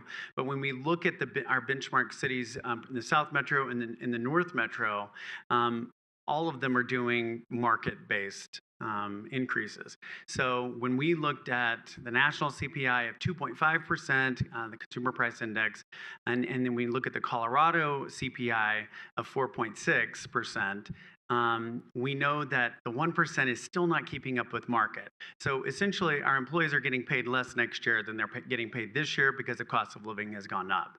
But we felt like by not doing at least what we thought we could and still meet our reserve policy of the 12 to 16%, we felt like that was the most prudent thing to do, because otherwise we're just going to have more keeping up to do in future years if we don't make at least a little progress on that, trying to keep up with the cost of living. So that was our philosophy there. So did we look at their budgets also and how much they were moving into the next year with? Were they better off than we are or not? Or did we even look at that? Yes, absolutely. I mean, in terms of, well, I should say, I don't know what finance looked into. I meet monthly with my colleagues in other cities. And yes, in most cases, they're projecting better revenue growth than we are. We're only projecting, I think it's 1.8 this year, which we're lucky that we still have growth, that we're projecting growth in the coming year. But yes, they are projecting larger percentages, and that's why they can afford the larger pay increases. So that's, again, why we kept ours to the very minimum. Again, understanding that we already had one of our labor unions that had negotiated already for a 3.5% increase, and we asked them to drop that to 1%. And I appreciate that. But what happens when we get to the point that Denver is at, where they're looking at layoffs? It seems to me like that 1% increase and everybody being able to maintain. If things get worse, I mean, and once we give it to them, then we're probably going to have to decide who we lay off and who we don't. I'll just be real honest with you. My husband worked for the post office. I can remember going through periods of 5 to 7 years when there was substantial inflation and we got no raise, because it's the wise thing to do. Thank you. Any further questions for members of council? All right, I see no further questions. Okay, we go on to the next section. Okay, this section we will talk about the other city funds briefly. Here are the other governmental type funds. So your special revenue funds, your debt service funds, and your capital projects funds. The only thing I'll point out on here, the Parks and Rec GO bond, those line items are new. And the other thing is we're still working through a number of capital projects. So you'll see that the uses on the capital funds are still inflated a little bit. Here are the proprietary fund types. So you've got your enterprise funds and your internal service funds. Again, on the enterprise funds, a lot of those are still investing heavily in capital projects. Not really any significant changes in any of the internal service funds. Those don't change much from year to year.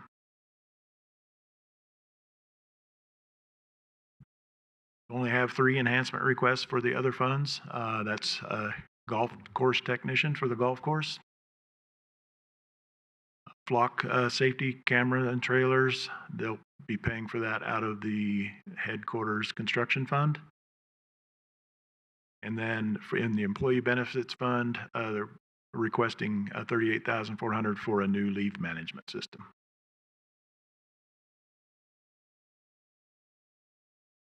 Okay, now we're going to move it.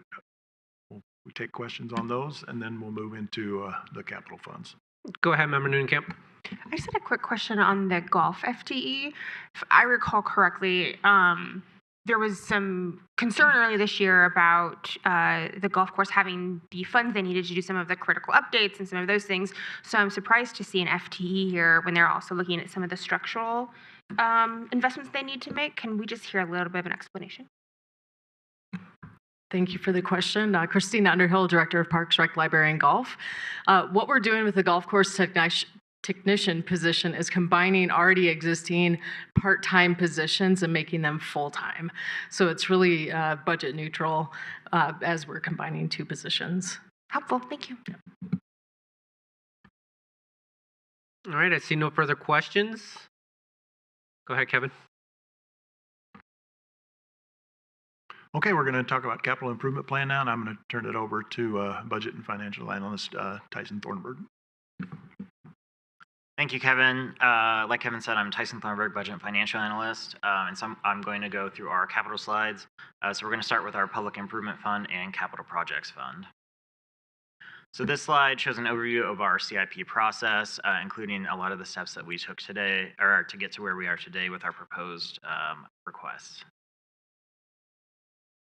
So we have approximately $7 million in funding available for PIF and CPF capital requests. For Tier 1 requests, we had about $8.7 million in requests and about $15.3 million in requests total. So that's Tier 1, 2, and 3. And then that list there shows the boards and commissions and committees who provided feedback and input into our capital requests along with city department staff. So again, we had an estimated $9 million in Tier 1 capital requests for PIF and CPF funding. So we have about $4 million in current funding available, and that comes from vehicle use tax, building and construction use tax, and Arapahoe County road and bridge tax. And then we are estimating about $3 million additional funding from building use tax revenue for new and potential projects in 2025 and 2026, which brings us to a total amount of available funding of about $7 million, which gives us about a gap of $2 million from our Tier 1 requests. So this table shows the prioritized list of proposed capital projects and programs for PIF and CPF. And this list was prioritized and created based on the prioritized lists that were submitted by the boards and commissions, as well as the internal staff ranking committee. I will note that the Civic Center garage, there's $1 million that was added there. So that project came about as a request after the boards, commissions, and internal committee had prioritized their requests. And we added it to the proposed list based on the safety aspects of the request, as well as the immediacy of its need. And then we also moved the art and public places 1%, so that about $17,000 up onto our proposed funding list because that is required spending by law. And then the next two slides show our unfunded capital projects and programs. And again, they are prioritized based on the feedback from the boards and commissions, as well as the internal committees. And with that, I will pause for questions or discussion of our PIF and CPF projects. And we do have directors available if there are any specific questions about projects. Sounds great, Tyson. Thank you very much for that. Member Russell has our first question. Go ahead. Thank you. So, were any other projects on here changed by the staff committee than were elevated, other than the garage and the art in public places? So that we did have a change on the previous slide for road and bridge maintenance materials. That request was moved from $350,000 to $150,000 based on input from Public Works. But other than that, we essentially just averaged the prioritized request from the Planning and Zoning Commission, Budget Advisory Committee, and then our internal Capital Review Committee to come up with this prioritized list. And then the Civic Center Garage and Art in Public Places are the only two that were moved up onto the list that weren't included previously. Okay, thank you. And then my question is, so the 1% of art and public places is required by law. Is it an ordinance? And it's an ordinance that we could change, that City Council could change. Is that correct or no? I'm sorry, could you repeat the question? So the 1% of the capital projects going to art in public places, Tyson said was required by law. So is it in an ordinance where we require that? And so I'm asking, could council repeal the ordinance? I'll have to look to see the legal requirement would establish that. If it was created by City Council, then yes, we can repeal it, which I believe it was, but I would like to confirm. If so, then it just takes city council action to repeal that. If it's set by other law, which I don't think it is, I would have to look to determine if we could change it, but I assume that we can. But let me research that and I will get back to you. I appreciate that. Thank you. Any further questions from members of council? Go ahead, Member Ward. Can we go to the next page? I think that's where I saw this. Street reconstruction, $500,000 shows unfunded. And this is a little confusing to me because our residents just gave us $2 million to fix our roads. So I'm wondering about the message that we're actually sending here when we're showing road reconstruction unfunded after we passed a sizable sales tax to perform that particular job. Thank you for the question. Victor Rochelle, Director of Public Works. So that street reconstruction was added in 2025 and funded in 2025 and remains on the list. We do have our street maintenance. If you go back one slide, Tyson, should be in there. Pavement maintenance by area, line 7. That supplements our sales tax that is used and prioritized for road repairs within the city. So their street reconstruction is an additional pot of money for larger projects when we have to go all the way down basically to the soil and reconstruct roadways. So while it'd be great to have it based on our prioritization, we expect the pavement maintenance by area and the sales tax to cover the lion's share of maintenance for roadways within the city. So pavement maintenance by area is $750,000. Where is the rest of that tax reflected on the sheet? I'm not seeing it. I'll defer to. That is in the general fund budget for Public Works. Okay, so it's not on. It's not a capital project budget. Okay, I think that's the source of my confusion, and I'm a little concerned that there might be some confusion in the community over that delineation as well. That's a good point, and we could make a transfer out of the general fund collections of sales tax and put it into here if you think that would, if council agrees that might be easier. In all honesty, I think that would be the clearest, cleanest way to do it and to establish that we actually spent the money on what they gave it to us for. But I'll leave that to the Budget Advisory Committee, who we've tasked with that particular challenge. Thank you, Member Ward. Member Nunekamp? Thank you, Mayor. This is tough. Thank you guys for the work here and to the citizens who participated in giving us this prioritization. I have a couple questions. One is around the new website platform. I know we discussed this a few weeks ago. Can you refresh my memory on what the $100,000 is for?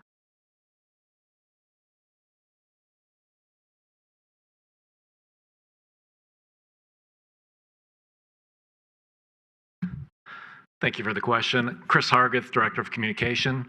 The $100,000 would be for a new website platform, so essentially to rebuild our existing website.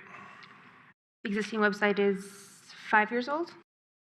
I think it is Okay. about exact. Are we Yeah. finding that it's at the end of its life, or is this a nice to have? Like, explain why we're redoing it? Sure. So I'm going to refer to some notes here. So in 2024, we launched a usability lab program to ensure website decisions are user-centric based on feedback from volunteers navigating the main website and the microsites.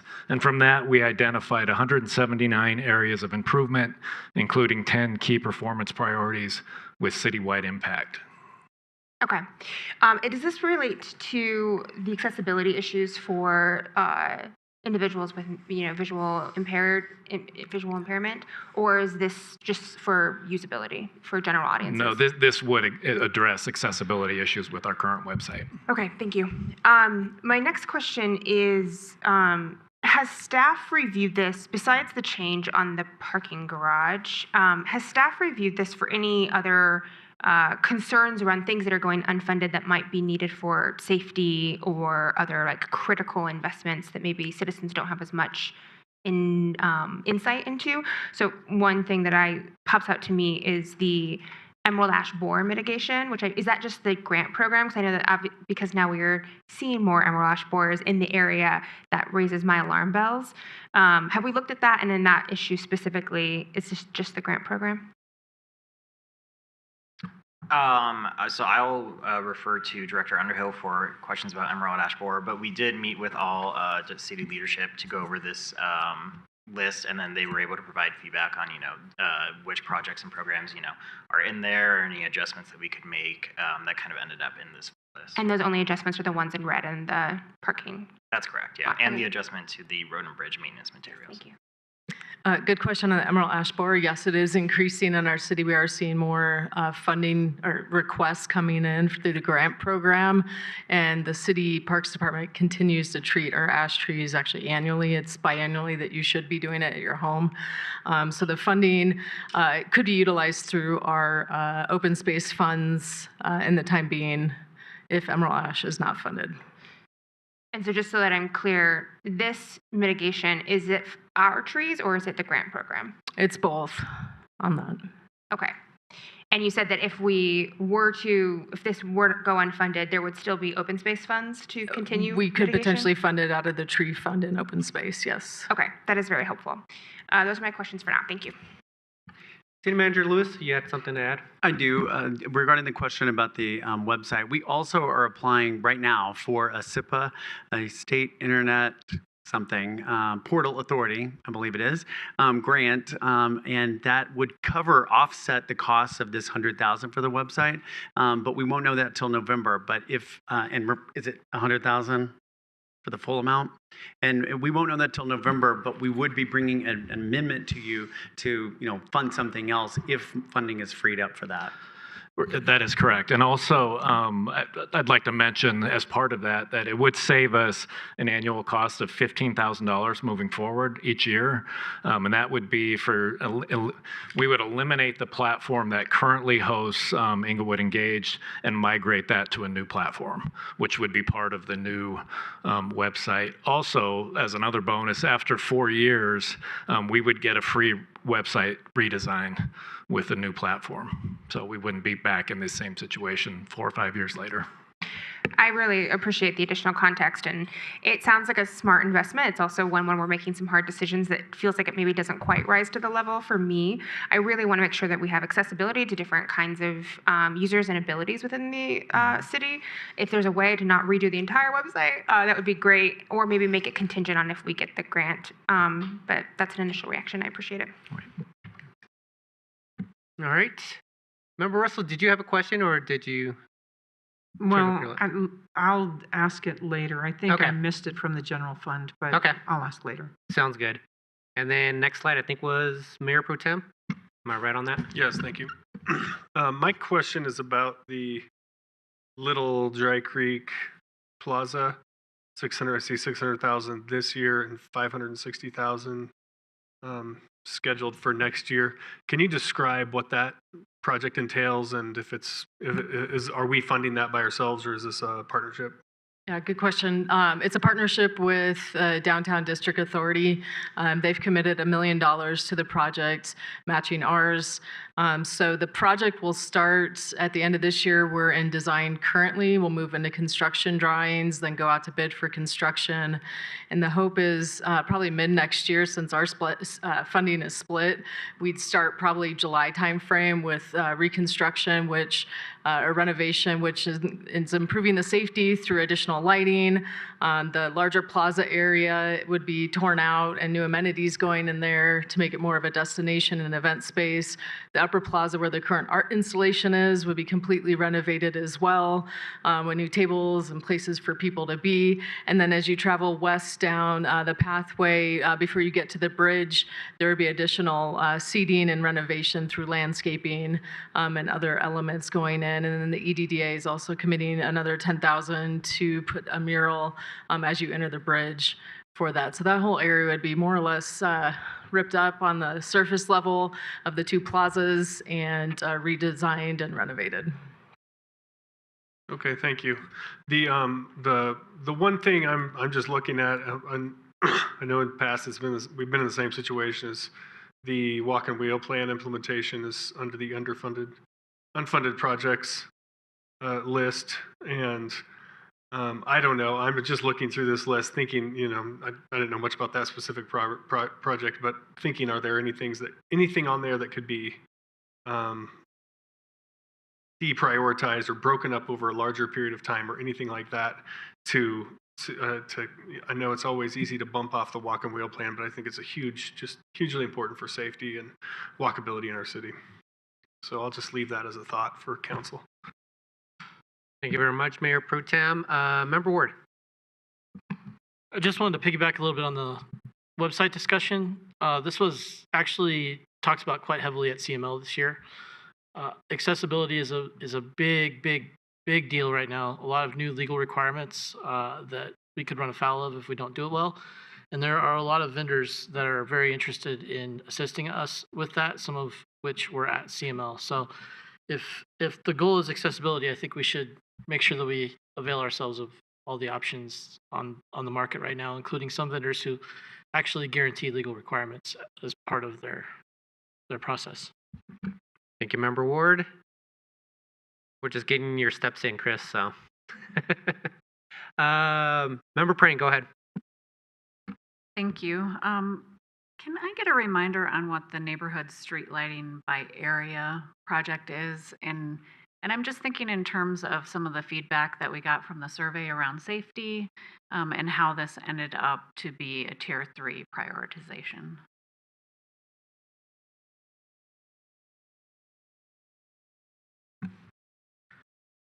Thank you for the question. So that would include evaluating neighborhoods by area to see what the foot candle and illuminations are, and then look to upgrade. The challenge is that the vast majority of streetlights within neighborhoods are actually owned and operated by Excel.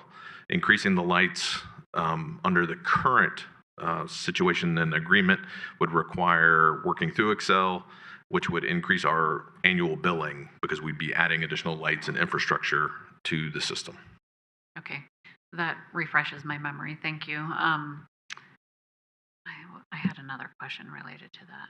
Oh, so the 150,000 would just be to kind of do the assessment, not to actually get more or better lighting. Correct. It'd Okay, be to do a full assessment. Victor, since we have you here, actually, Member Praying, did you have anything else? Nope. All right. No, sorry. So Victor, just so I understand, the additional 750,000 for pavement maintenance by area, that's in addition to the 1.8 that we're receiving from. So we're funding road maintenance at a $2.5 million number, basically, or a little bit above that. Correct. And the 1.8 is an estimate based Right. on the trending sales tax.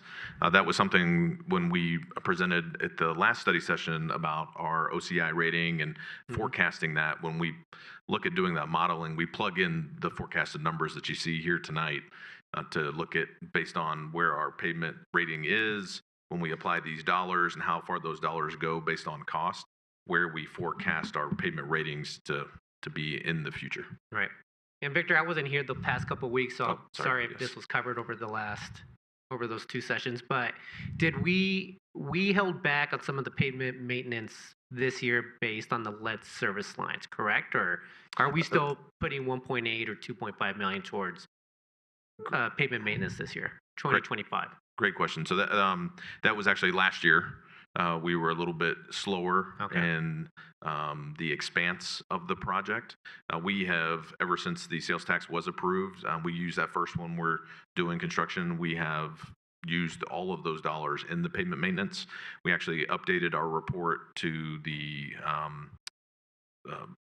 advisory committee that oversees that to make sure we lined out every road, the cost per lane, and how we expended those funds appropriately in the maintenance program. Okay. And then last question, I'm assuming the $2.5 million that's being requested, we have identified exactly where those dollars are going to go in order to make sure that we increase our OCI metric. Correct. Yeah, that's following our pavement maintenance schedule. We do have some streets that pop up, I would say, but generally speaking, we're following the maintenance plan, which is the zone plan. Yeah. And I guess the only reason why I'm asking is if there's a place that we can cut, is it possible to do it there? But obviously, our OCI number was low to begin with, and we asked taxpayers for that additional fund. So I guess I'm just asking whether or not it's needed, and I'm assuming that it is. Great question, and it is. I would note we did lower line 6, the road and maintenance material that was previously requested at 350,000. We looked at historical trends there and shaved off 200,000 off of that, noting that we had not used 350,000 in the past. Okay. Thank you very much for all the answers, Victor. Absolutely. Member Noonan-Camp. Thank you. Just a couple more questions. Can we get a refresher on network development for IT? That line item? Go ahead, Director Yes. Eisenbart. Yeah, Director Eisenbart, thank you for the question. So the network development project for 2026 includes some work at the service center to upgrade Cat5 cabling over there, as well as work at the rec center for same sort of upgrades. We also have some equipment replacement at the service center, switches, wireless access points, and so forth there. At the rec center, we need to build out the networks closet there, and I believe there's some additional equipment slated to be replaced as well. Thank you. I appreciate that detail. Another suggestion for next time, it would be helpful perhaps for us to see what the 2025 funding was on some of these so that we can understand if are things increasing or decreasing, especially the projections are quite helpful. Do you know off the top of your head, for 2026, some of these that we see every year, concrete utility share, alley maintenance, are we keeping the same funding level in 2026 or are these projected decreases?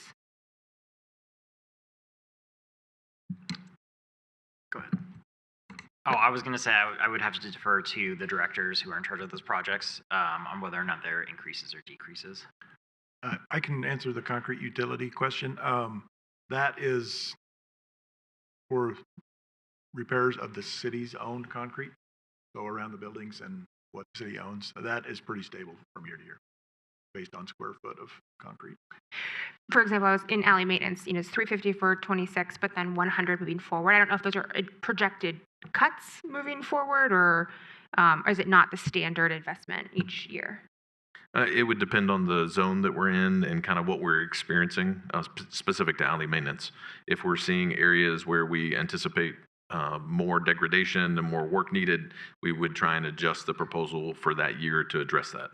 And so is the 2026 350 specific to certain alleys that we've already assessed, or is it our estimate of what we think we might need? It's our estimate of what we think we might need. Okay, that's helpful.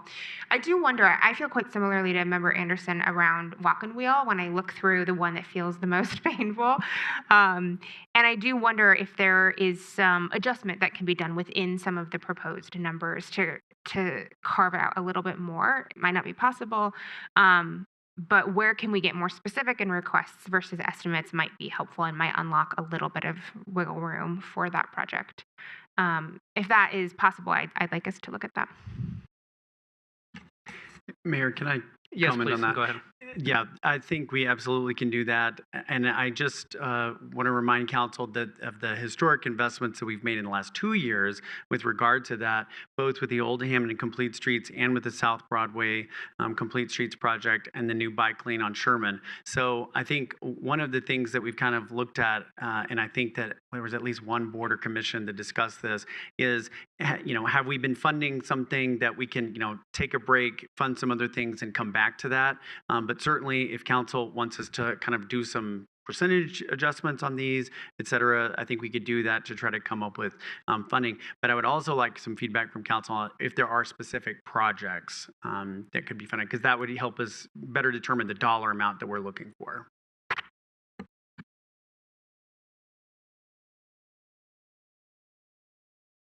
I don't see any further questions on that. I'll noodle on that and maybe provide a response by the end of this, Sean. All right, I see no further questions on this section. All right, so we will move to our Parks, Recreation, Library, and Golf specific capital funds. So we'll begin with the Conservation Trust Fund. So this shows our proposed capital funding for CTF. And next we have the Open Space Fund, and I will note that any changes from the June 23rd presentation are noted in red. And next we have the Golf Course Fund. And finally, the Parks and Rec Geo Bond Construction Fund. And I will pause for questions and discussion. Member Noonan-Camp. Just a quick question on how we're doing cost breakdown between Conservation Trust Fund and the Geo Bond. So I'm looking at, for example, Pirates Cove expansion, which I believe is also in the Geo Bond. How are those costs being shared between funds? They're not being shared between funds. As you know, with like Pirates Cove as the example, we're only doing the east end of the park and not the middle or west end of the park. And so there's still improvements we need to do to those other areas. And so that's where that fund would be utilized in future years too, even after the improvements are done to the east end of the park. Okay, thank you. All right, I see no further questions.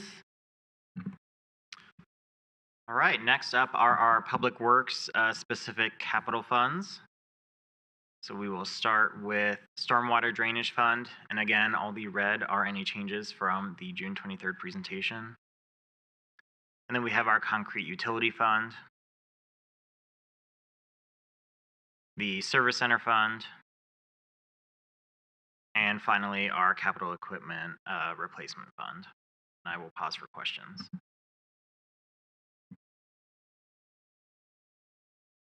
Go ahead, Member Russell. Thank you. So are we collecting enough money in the capital equipment replacement funds to cover replacement of any vehicles or equipment that we need? Thank you, Councilmember, for the question. Yes, based on current vehicles that are in the SURF program, we have found some that are at the end of their life and that are in replacement. They were early in the program, that there may be a small shortfall given increases in materials and overall costs, and that is recalculated when we purchase the next vehicle and built into that cost, so that the department makes up that difference and makes the fund whole. Okay, thank you. I appreciate that. You're welcome. Victor, this might be a question for you, but why the drop in the dollar amount for the Harvard Gulch Master Drainage Plan? Those numbers were a collaboration with Mile High Flood District. That is the amount of money the Mile High Flood District has to match in 2026 with an IGA amendment. So is that smaller in scope then, since we're doing is it a 50-50 match? It's a 50-50 match. So is it smaller scope than originally intended? It's seed money and getting the plan and project done. There is a chance they may have additional money in 2027, but during my last conversation with the flood district, it was unclear if they were going to have any matching funds. Okay. Thank you, Victor. I don't see any further questions on these items. Go ahead, Tyler. And lastly, we have our utilities capital requests. We'll start with the first slide for our water fund. Then we have slide 2. And finally 3. And then lastly, we have the sewer fund, and that does include Inglewood's share of the South Platte Renew capital budget. And I will pause for questions.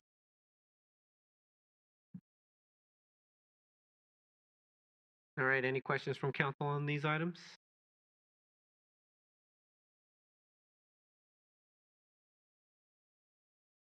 Don't see any questions. All right, thank you, Tyler. Yeah, thank you. And I will turn it over to Sean. Thank you, Tyson. Just to kind of recap, we want to thank the Library Board, Parks and Recreation Commission, the Inglewood Transportation Advisory Committee, Planning and Zoning Commission, Budget Advisory Committee. In your June packet, we did include the scoring for all of these projects. We can provide that again if you'd like, but I just want to clarify there a misunderstanding that I heard at least one of the boards and commissions that the staff ranking is somehow, being put above some of the other boards and commissions. Interestingly, if you look at the two boards that review all CIPs, really the staff only has about a third of the say in what the funding ends up with, because all of the scores are averaged, and we are only 1/3 of the groups that look at every one of these. There are specific boards and commissions that look at certain projects, but really we have a much lower say, and we do not amend the scoring. So I just want to make sure that everyone understands that that is the case. And I have a few more comments, but can I answer a question, Member Russell? Oh, okay. I'll just close by saying thank you for the feedback tonight. Certainly it's a challenging budget year, but not anywhere near a calamitous year. We've had some really good years, as you saw, with going 30% above the reserve policy, and council has saw fit to put all of that excess into capital. We've been able to do that since 2025, about $25 million additional dollars in that, because of the way council has saw fit to use that unassigned fund balance. And then, the unrestricted reserves that we're talking about tonight, going back to the general fund, that percentage is important, and we want to underscore that it's important, but it's also important, again, to look at the number and how much we've had to spend from that unrestricted reserve in years past to weather downturns. And it has not exceeded the dollar amount that we think in a 2 or 3 year period moving forward, that the 10.4 million that we've got in the reserves that we're anticipating, we think that that's going to be enough. I also just want to close by saying, on the revenue side, sales tax revenue is trending up. If we continue to see that, at the end of this week, we'll get July numbers, have July numbers, and be able to see if we're seeing a trend up. That could absolutely change, what we're seeing. In addition, we do not yet have the audited property tax increases that we're anticipating, so we'll have that by the end of August. We've been very conservative in estimating the increase in property tax, so that's going to adjust, and I personally think it will adjust upwards. Finance would not make such a prediction. And then last but not least, we're actively monitoring this. Every month we'll be bringing you updates on what we're seeing, adjusting the trend, but I think it's very possible, it's 100% certainty that I can say we will get to the 14.7% reserve recommended by the Budget Advisory Committee. But I also think by the end of the year, we may very well be, closer to now the 16% that, we've been at in years past. Again, that's a prediction. I'm optimistic about the economy, but even if we stay where we're at, we're going to be able to meet that 14.7%. And all of us as staff are glad to take any questions. Thank you very much, Sean. Member Russell, go ahead. Thank you. And there was a couple things that I forgot. One of them was the two people that are being hired by police, 2 co-responders, offset with $208,000 in revenue for mental health, and 1 mental health case manager, offset with $89,000 in revenue. So where did that money come from? Dave Jackson, Chief of Police. So that was the BHA grant that previously went to all health, mental health services, and then went to us through them. The way that the state has changed that is that it goes directly to the, I'll say, provider or the department. Okay, I appreciate that. So that came up before about the grant money. Correct. I appreciate that, because I thought the reason I wanted to know where that came from, because those are two clearly things that the sales and use tax would cover. Appreciate so it. Thank you for that reminder. No, thank you. I appreciate that. And just to address one thing on the capital projects list, that none of the and this was said that the $1 million going to repair the garage, that is a substantial amount of money.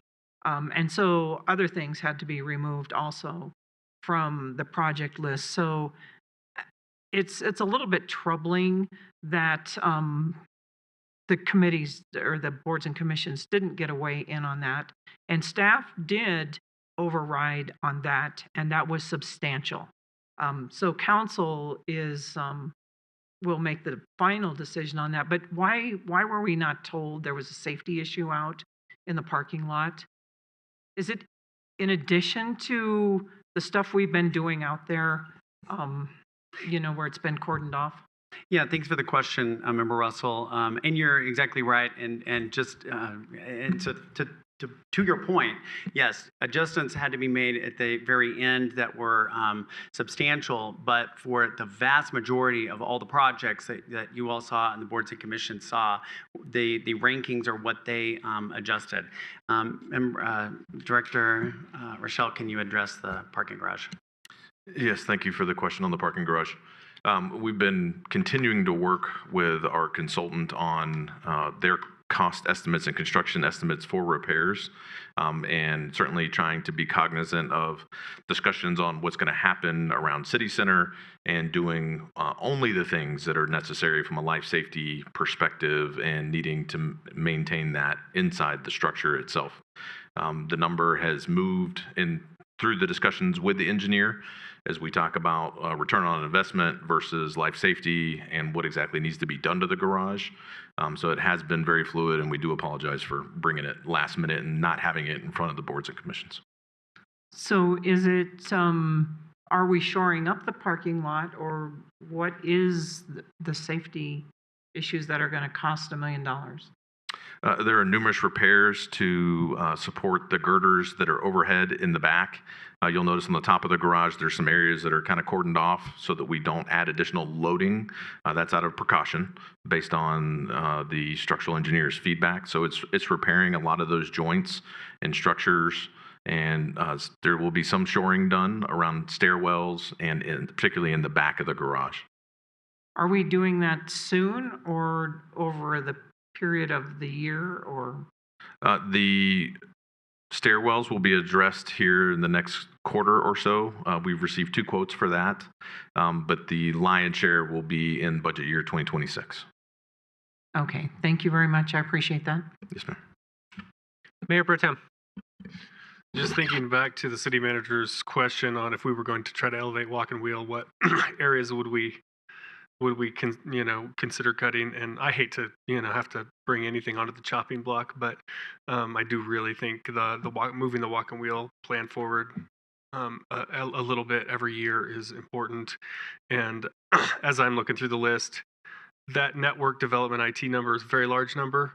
I'm wondering if there's anything that's not critical replacement, if some of those Cat 5 cables that could be faster if upgraded to Cat 6 but would still work as Cat 5, if there's some room in there. The other thing is the website platform, if there's some way to come into compliance without totally redoing the website to reduce some of that.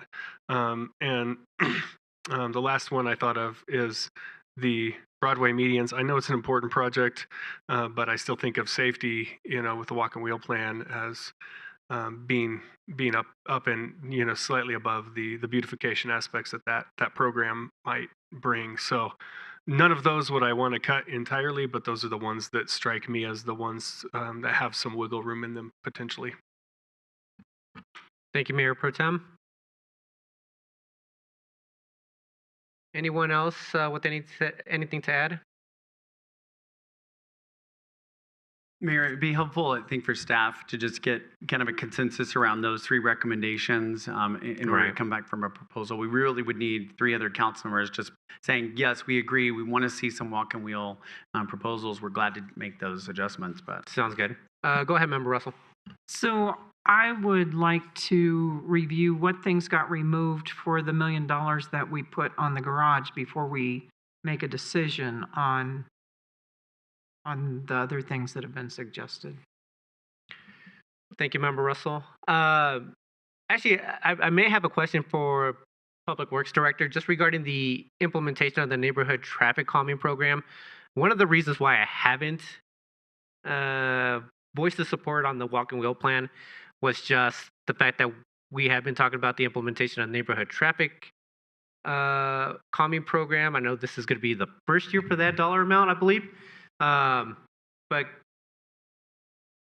I guess my question is that this will actually be project ready tier 1 projects that are going to see some of this $250,000 in 2026. Yes, thank you for the question, Mayor. Great question.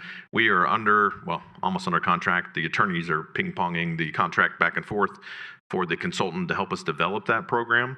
The timeline for development is less than 12 months. It's around 8 to 10 months. And so we do anticipate the program being developed and available next year and moving into implementation. Once we have a full year's worth of implementation, that'll inform future budget requests down the road.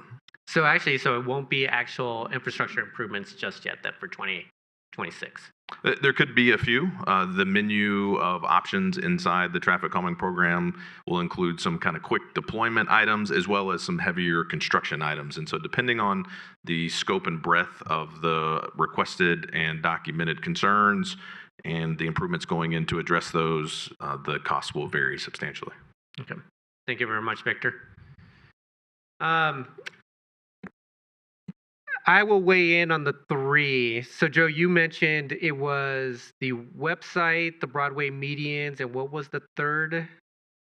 The IT? network development IT. Okay. I for the reasons that were stated by City Manager Lewis in terms of just the multi-mobility improvements that we're seeing on Hampton, South Broadway, Sherman Street, and also just I'm glad that you're very optimistic about 2026 in terms of our sales tax. I think in this environment, I'm just not sure of it. I'm taking a more cautious approach. I'm okay with not moving forward with the walk and wheel plan for 2026 unless there's something that we could do within that network development IT item. I don't really want to touch the other 2 items unless we can get a little bit more certainty about whether this grant will come forward in November. That would be the timing that I would see, and maybe just do a budget supplemental at that point. But that's kind of where I kind of stand with the walk and wheel at this moment. Go ahead, Member Ward. I think if I'm looking for something to put on the chopping block when I look at this list, Little Dry Creek is probably high on my list, frankly. We just redid that area. And we're also embarking on a massive, massive parks infrastructure project right now across the city. I think that we could deprioritize that particular item, and it's $1.1 million over the next 2 years, with $600K this coming budget year alone. And we're not talking about not doing it; we're just talking about delaying it. Thank you, Member Ward. Member Noonekamp. Sean, you still have your light on. Is there a reason? Okay. This is where it gets difficult because where we have funding partners, I have a hard time pulling out. And while we have made some improvements there, this is always part of the larger plan, and so I hate to stop the project midstream. Just to put a finer point, I'm not saying that we need to have $390,000 from Walk and Wheel in this year's budget. What I would like to see is a financial response from the city to the citizens who have come to us over and over and over again this year asking for more safety. And while I appreciate the $250,000 for the traffic calming program, it likely will not result in meaningful projects for those citizens in the near future. And so I would be really interested in either in that line item seeing an additional $100,000 for projects or something for Walk and Wheel, specifically around pedestrian safety. So I'm more interested in that piece than I am in just general Walk and Wheel projects. I agree. I would like to see if we can reduce any of the website costs to get us into compliance without maybe a full overhaul. And then would re-up my consideration of there are other places that we can potentially cut or kind of rebalance on some of the general funds that we fund every year.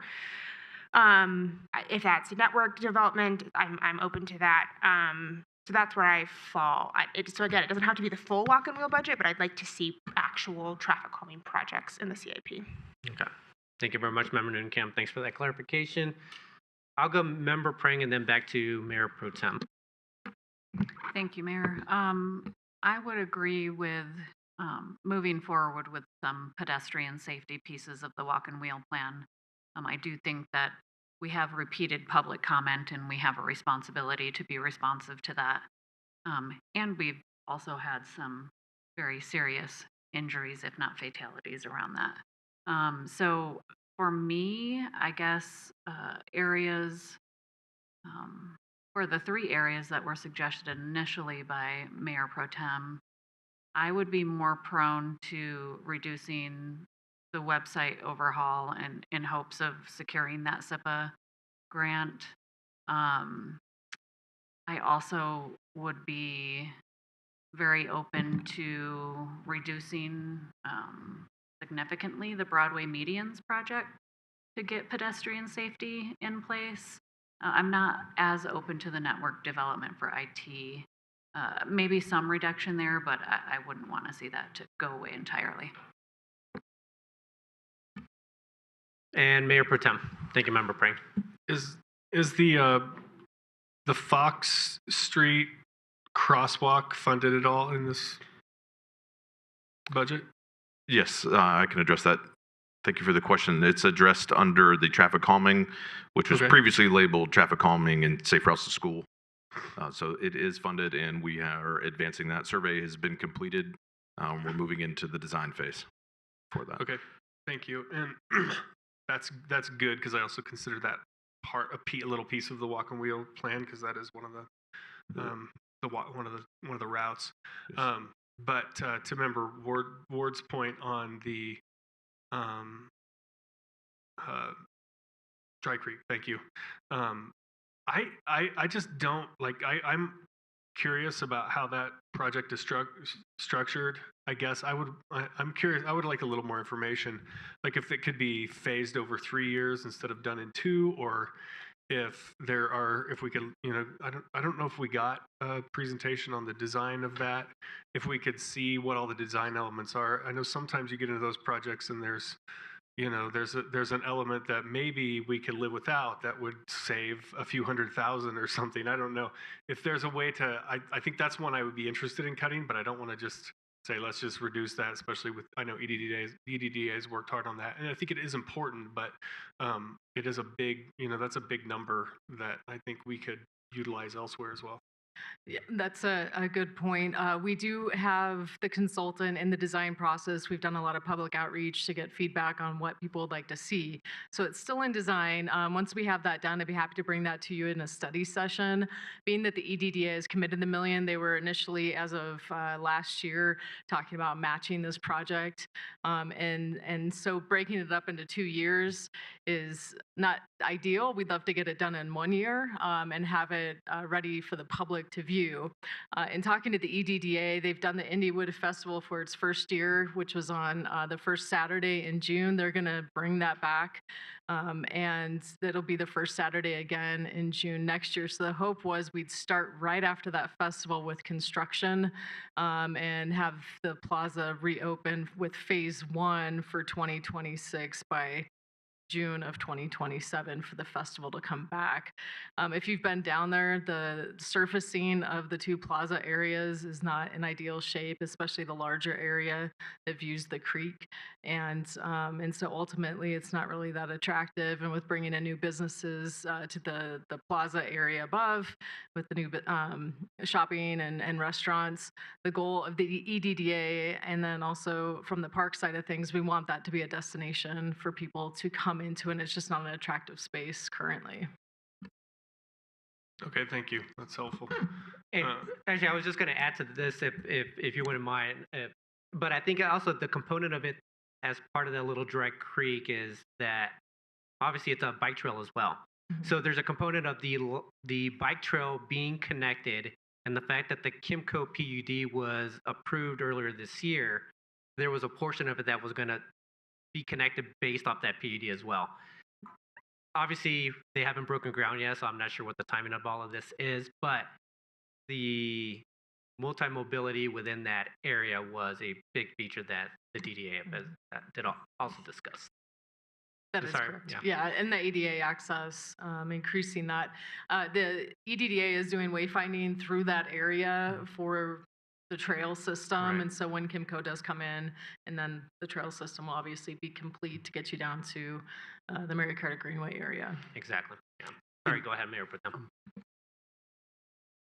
Mayor, can I Yes, just go add to that? The other thing that, as you were talking, Mayor, about Kimco, is we have struggled a little bit with the 600,000 we currently have in park in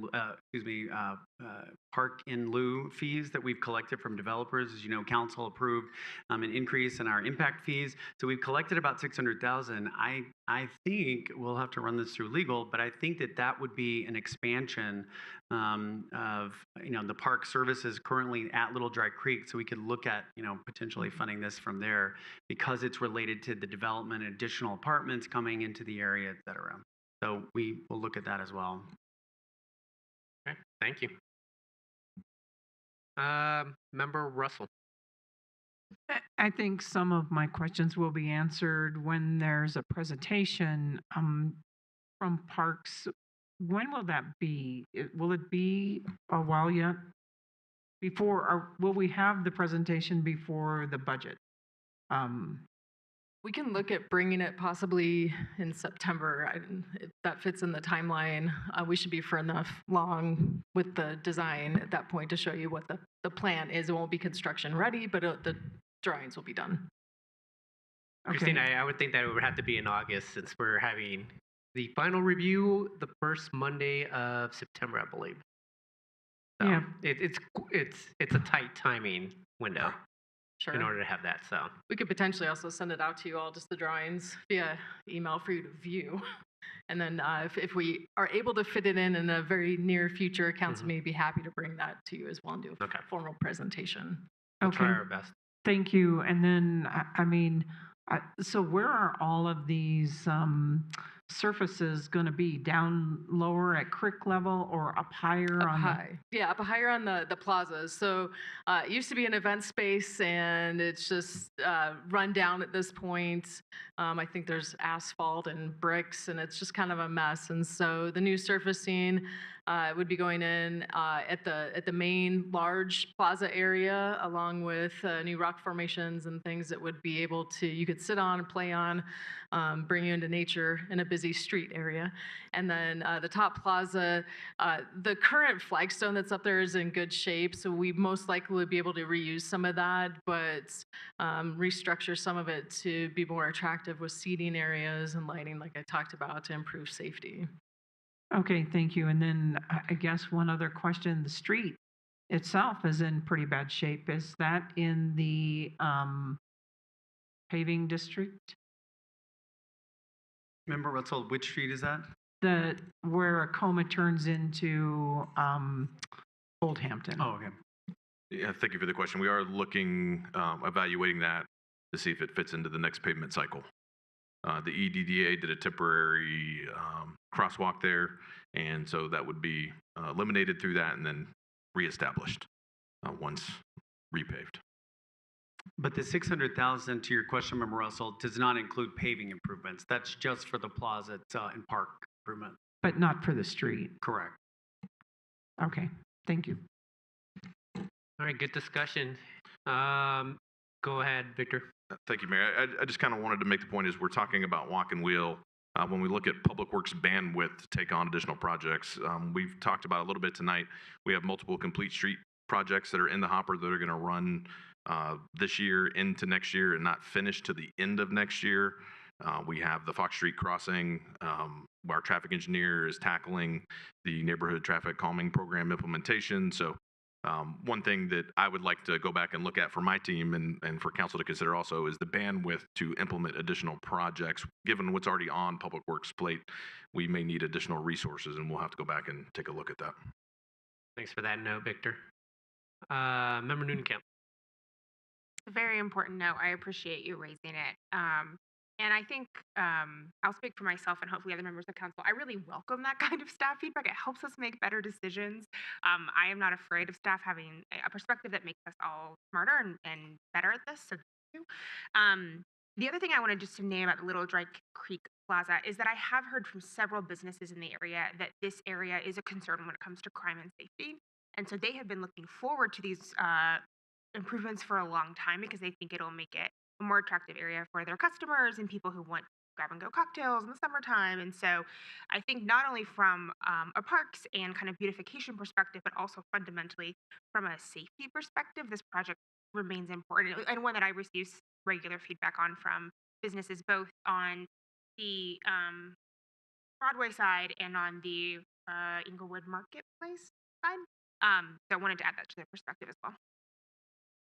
Thank you, Member Camp. All right, Sean, did we give enough direction there? It sounds, just based on bandwidth, the walk and wheel potentially may have a $0 line item for next year, but it may be more just for bandwidth. And it does sound like we could potentially get the funding in there if we needed to for 2026. So we've got a number of, yes, I think line items that we can look at and options. We didn't necessarily have consensus on one or the other in terms of some of those changes, but I think with the feedback that we've gotten, we can make some adjustments, look at those development fees to replace this. And then also, I just want to clarify, and we can do this later, but that the $250,000, we've already funded creation of the plan for traffic calming. So that, if I'm not mistaken, is for implementation, isn't it? That's correct. It's for implementation. Right. So those will be, pedestrian bicycle safety improvements that are being made through that. But is there a way to even maybe beef that up more and address more specifically the walk and wheel through some adjustments and some other line items? And then we'll also be following up on Member Russell's question about what got kicked off in order to put the million for the garage on. But thank you for the direction. All right. Anything else for members of council? Anything else from staff? Go ahead, City Attorney Niles. Thank you, Mayor. I was able to find that information for the art in public places, and I thought I would just share it here. This is brought to you by Laserfiche. As previously reported, my office was able to digitize all of our documents, so I was able to find this very quickly. I was very happy about it. In 1998, City Council adopted Resolution number 42, which simply recommended that future City Councils budget 1% of the capital improvement project budget to Arts and Public Places program. So it's a non-binding resolution, a recommendation from the 1998 City Council to the current city. So through this budgeting process, you can choose to budget for art and public places, but you could also choose to forego that budget line item. So it is not dictated by law? It is not. Okay, thank you. All right. Thank you very much, City Attorney Niles. All right, with that, staff, thank you very much for all the work that went into this. Thank you very much for answering all our questions and for the just providing all the information over the course of tonight and over the past few months. Guess we'll be talking again on this item here in about a month. So thank you very much for this. And with that, everyone, I think we're just going to move on to, do we need to take a break? Since I asked for one, we're going to take a quick break, take about a 10-minute break, come back here a quarter till the top of the hour. All right. Thank you very much, everyone.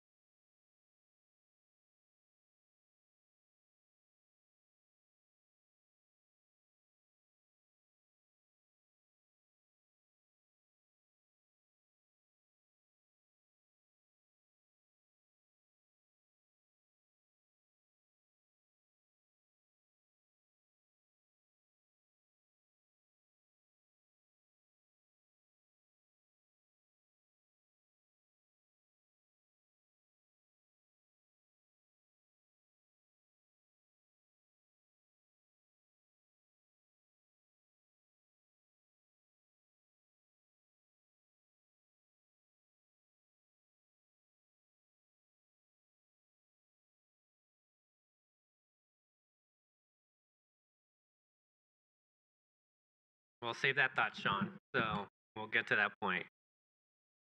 All right, we are now back, everyone. We're moving on to line item 4, reports from boards and commissions from our council liaisons. Anyone have anything to add?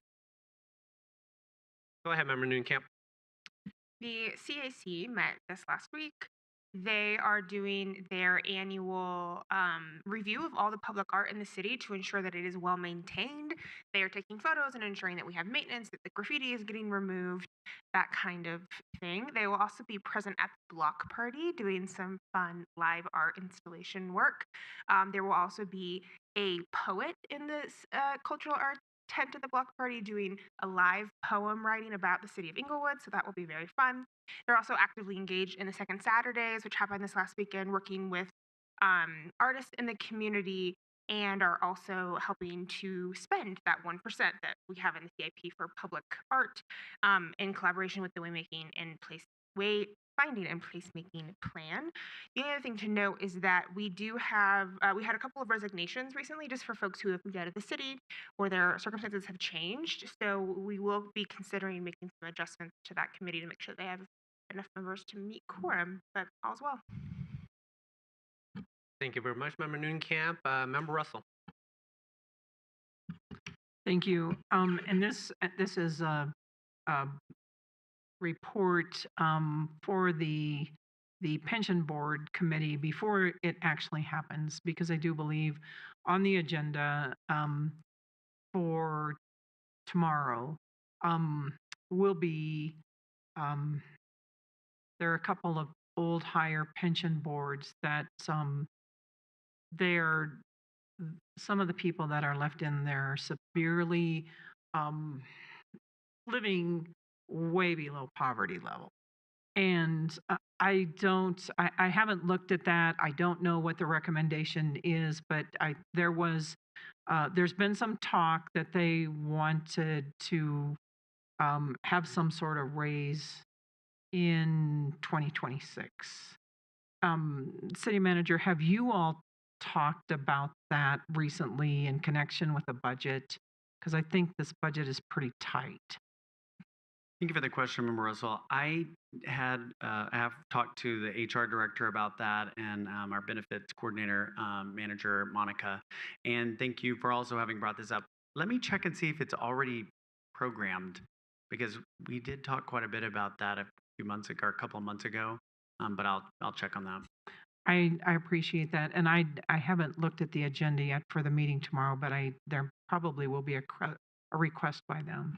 So will the Director of Finance probably have some information for that meeting? I'll let him know right now that he needs to be prepared for that. Okay, thank you. So I was just going to ask, so you're just going to provide a response before the meeting tomorrow, Member Russell? Okay, perfect. Thank you very much, Member Russell. Member Pring. Thank you. July 31st, Parks and Rec, instead of having a regular meeting, we met out at Cushing Park and did a Renew and Recreate groundbreaking for the improvements to that park. Specifically, we met in the new dog park area, which was going to be very exciting, and then we got rained out. We did have a handful of people there, and we had a handful of dogs there, and the dogs really loved the whole event, and the adults, or those that showed up, missed out on ice cream. So fun event, but exciting times to see the groundbreaking for the project. Thank you very much, Member Pring. All right, moving on to Council Members' Choice. Anybody have anything to add for that item? All right, go ahead, Member Noonkamp. Just want to say thank you to everyone who came out for National Night Out on Tuesday. I was with our chief of police. It was a wonderful night with the neighborhood and all of our first responders. Very grateful for that. And then also a plug for Second Saturdays in downtown Inglewood. Was able to participate in several events that were happening with our creative and artistic community yesterday, including free sorbet in the city. So if you know, you know. But there are people doing really creative, fun things that make Inglewood great, and got to meet some of our local business owners and participate in some of the activities the Downtown Development Authority is doing. So highly encourage people checking it out. Cool. Thank you, Member Noonkamp. All right. passing it on to City Manager Lewis, who may pass it back to me for City Manager's choice. Go ahead. Yes, Mayor, we do have one item that's listed under the agenda, but I think you were going to cover that, or maybe.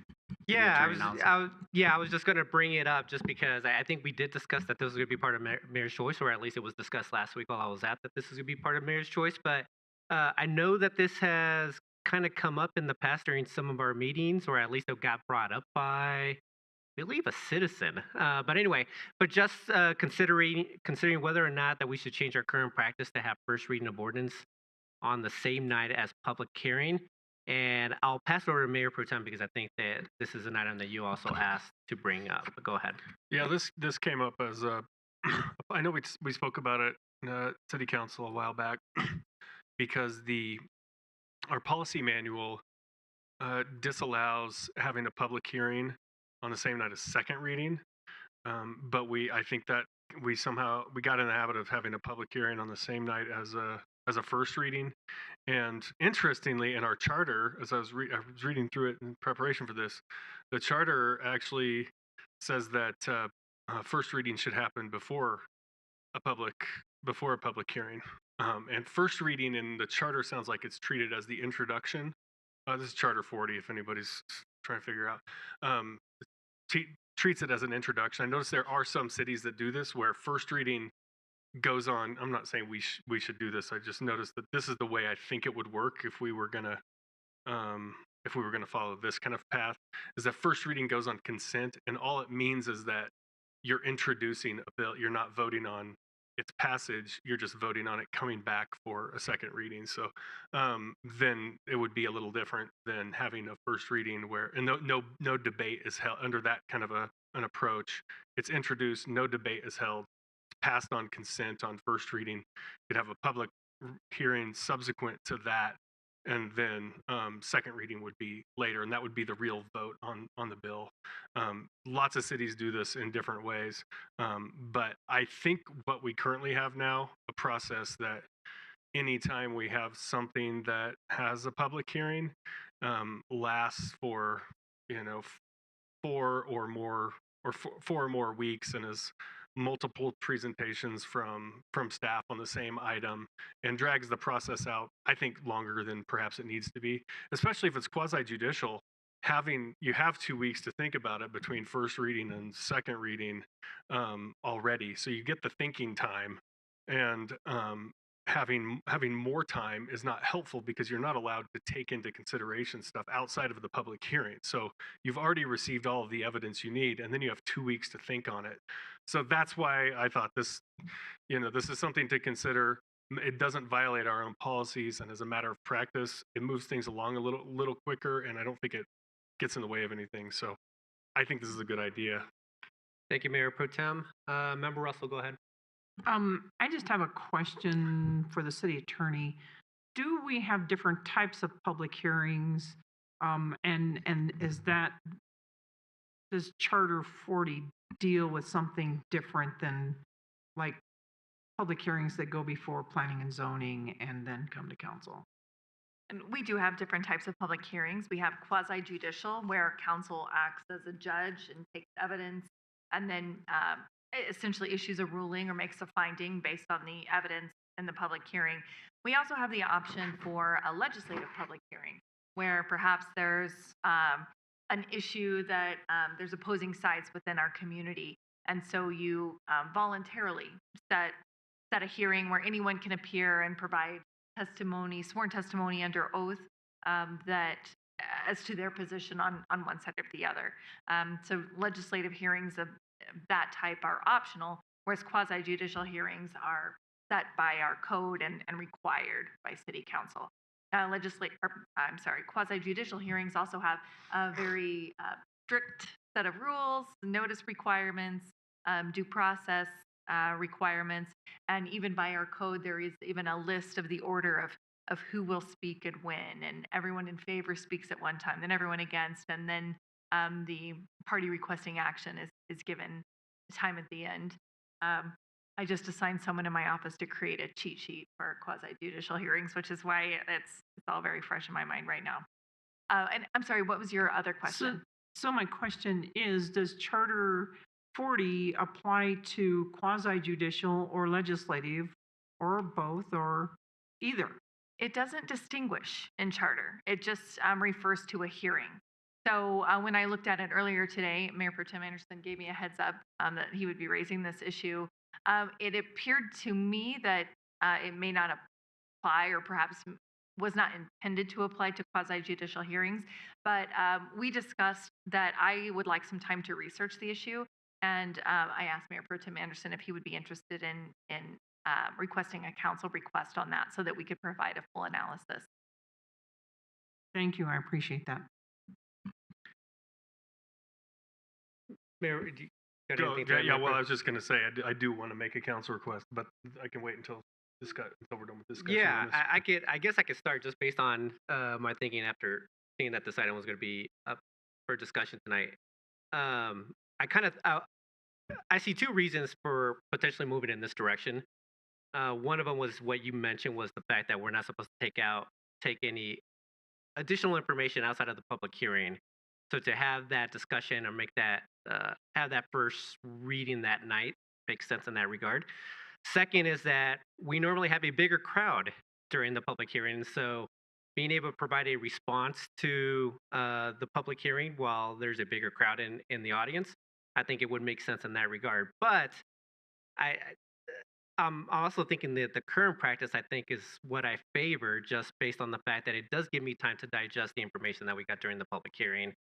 Come up with the different options that, in order to influence my vote. I'm not taking any additional information.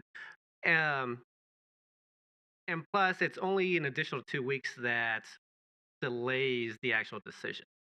So for me, I think I like our current practice. I don't think it's broken. I would prefer to just keep it as current state at this point. Anyone else? Member Ward? I don't object to changing the practice to, vote on the same night as the public hearing, just because I think it mitigates the possibility that any member of this body would violate the quasi-judicial process by accepting testimony, evidence, public comment outside of the public hearing and allowing that to influence their decision, violating the applicant's due process rights. And I think it doesn't preclude anyone from changing their vote between first and second reading, but that in and of itself would be a potential indicator that something occurred in the meantime outside of the evidence that we all took for the quasi-judicial process, which is supposed to be the only thing informing our decision when we participate in a quasi-judicial process. Thank you, Member Ward. Anyone else? Go ahead, Member Prang. Thank you.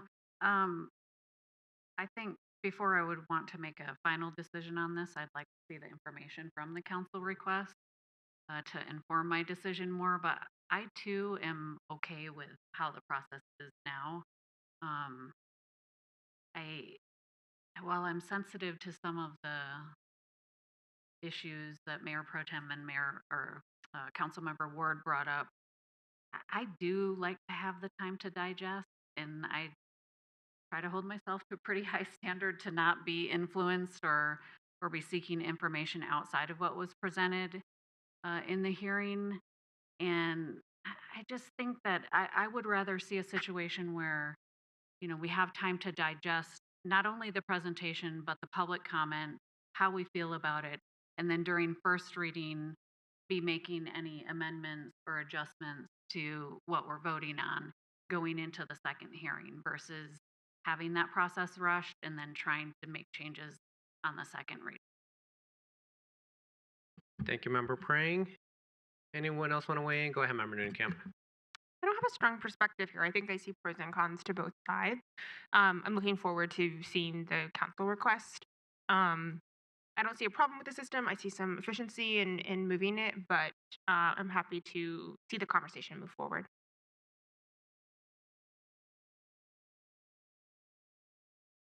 We don't have a seventh council member tonight, so it may be prudent for us to have this discussion as well at a later time after we receive the information as well from the council request. So, Member Russell, go ahead. Thank you, and I too am looking forward to hearing the information from the council request. I too think I do hold myself to a very high standard about not listening to outside conversations after we've had a public hearing, and I do think that it's good to have some time to think about it because sometimes we might rush to judgment and then regret it later. Um, and then when you change your mind on second reading, um, so I will look forward to hearing the information. Sounds good. Mayor Pro Tem, anything else you want to add? Yeah, I just wanted to give the council request I was suggesting, which the number one would be, a kind of a legal analysis of Charter 40 and its requirements, and if there's a way to both follow Charter 40 and the rules for quasi judicial hearings at the same time, because if it's not not necessary to follow, if Charter 40 doesn't apply to quasi judicial because its requirements are in direct conflict with it, then fine. But there's a way to do both. I would like to do both. Secondly, what other internal rules govern this? City policies, ordinances, or just long-term practices, I guess, is what mostly this one is. But and then finally, what do other cities in Colorado do in terms of following quasi-judicial rules and introducing bills and how they do first and second readings as well. All right. Thank you very much, Mayor Pro Tem. All right. Anything else for City Manager's report, Sean? Yes. Since that was not actually my item, I do have a report. Apologies for that. But yeah, just echo the thanks on Neighborhood Nights. Great showing from council members there, and as well as council representation at the Employee Appreciation event at Pirates Cove. Thank you for that. Also, just wanted to follow up on a couple of things that at least two council members have asked about recently. The Denver Fire Department and the Denver Community 911 Communications Department are working with us and Inglewood Police just to look at response times and see about that delay that sometimes occurs between when you call for fire services and when fire dispatches. So we're got a council request on that, but that's been a point of interest for a couple of council members. So I wanted to report that we are working on that. We also have developed, because of Will Slate, the new economic development manager. He has developed kind of a customer tracking system where we're really trying to work with businesses, document the help that we're providing, document the needs that they have, and work on those.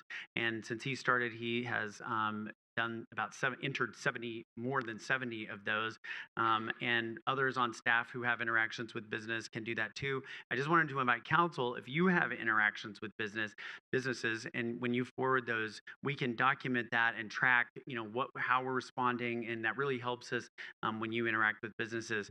Member Noonan-Camp mentioned Second Saturdays. I had 3 interactions with businesses when I attended Second Saturdays, and I put 2 of the 3 so far in the spreadsheet, but feel free to help us by passing those along to us, and we'll get on those. The last thing that I wanted to report on is just a couple of problem properties that we've heard from multiple residents on, either recently or over the last few years. The first one is the former Walgreens at the corner of Dartmouth and Broadway.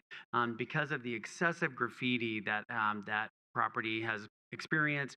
More recently, some illegal dumping. On Friday, there was a large illegal dump that was put on that property. We've had break-ins there to steal copper. The property owner has fenced it off, but we have declared that because of the number of calls for service, we've declared that a nuisance property. We were able to get the illegal dumping that occurred on Friday cleaned up first thing morning, I believe it was. And so I really want to appreciate code enforcement for keeping an eye on that. We've had multiple complaints from nearby businesses about that. The second was 3801 South Logan. That's a house that's across from Inglewood High School and Inglewood Middle School. Since 2022, we've had over 40 calls for service from police there. We've had repeated concerns from the safety office at the school district about that. Students trespassing, people experiencing homelessness, camping in the house. It was purchased in 2021 and was part partially demolished. We have ordered the demolition of that, and so that will be, if it has not already taken place, it will soon be taking place. The school district is very, very pleased with that, and this is an out-of-town property owner who has essentially kind of abandoned the property. But I want to thank the nuisance abatement team for their work on that, and just ask you all, as well as all of our residents, to just report issues when you see them in our neighborhoods, in our business and commercial areas, because we really want to make sure that we're focusing on some of these problem areas and problem properties so that we can resolve these concerns for our residents. And I'll be glad to answer any questions. Thank you very much for that update, Sean. Go ahead, Member Russell.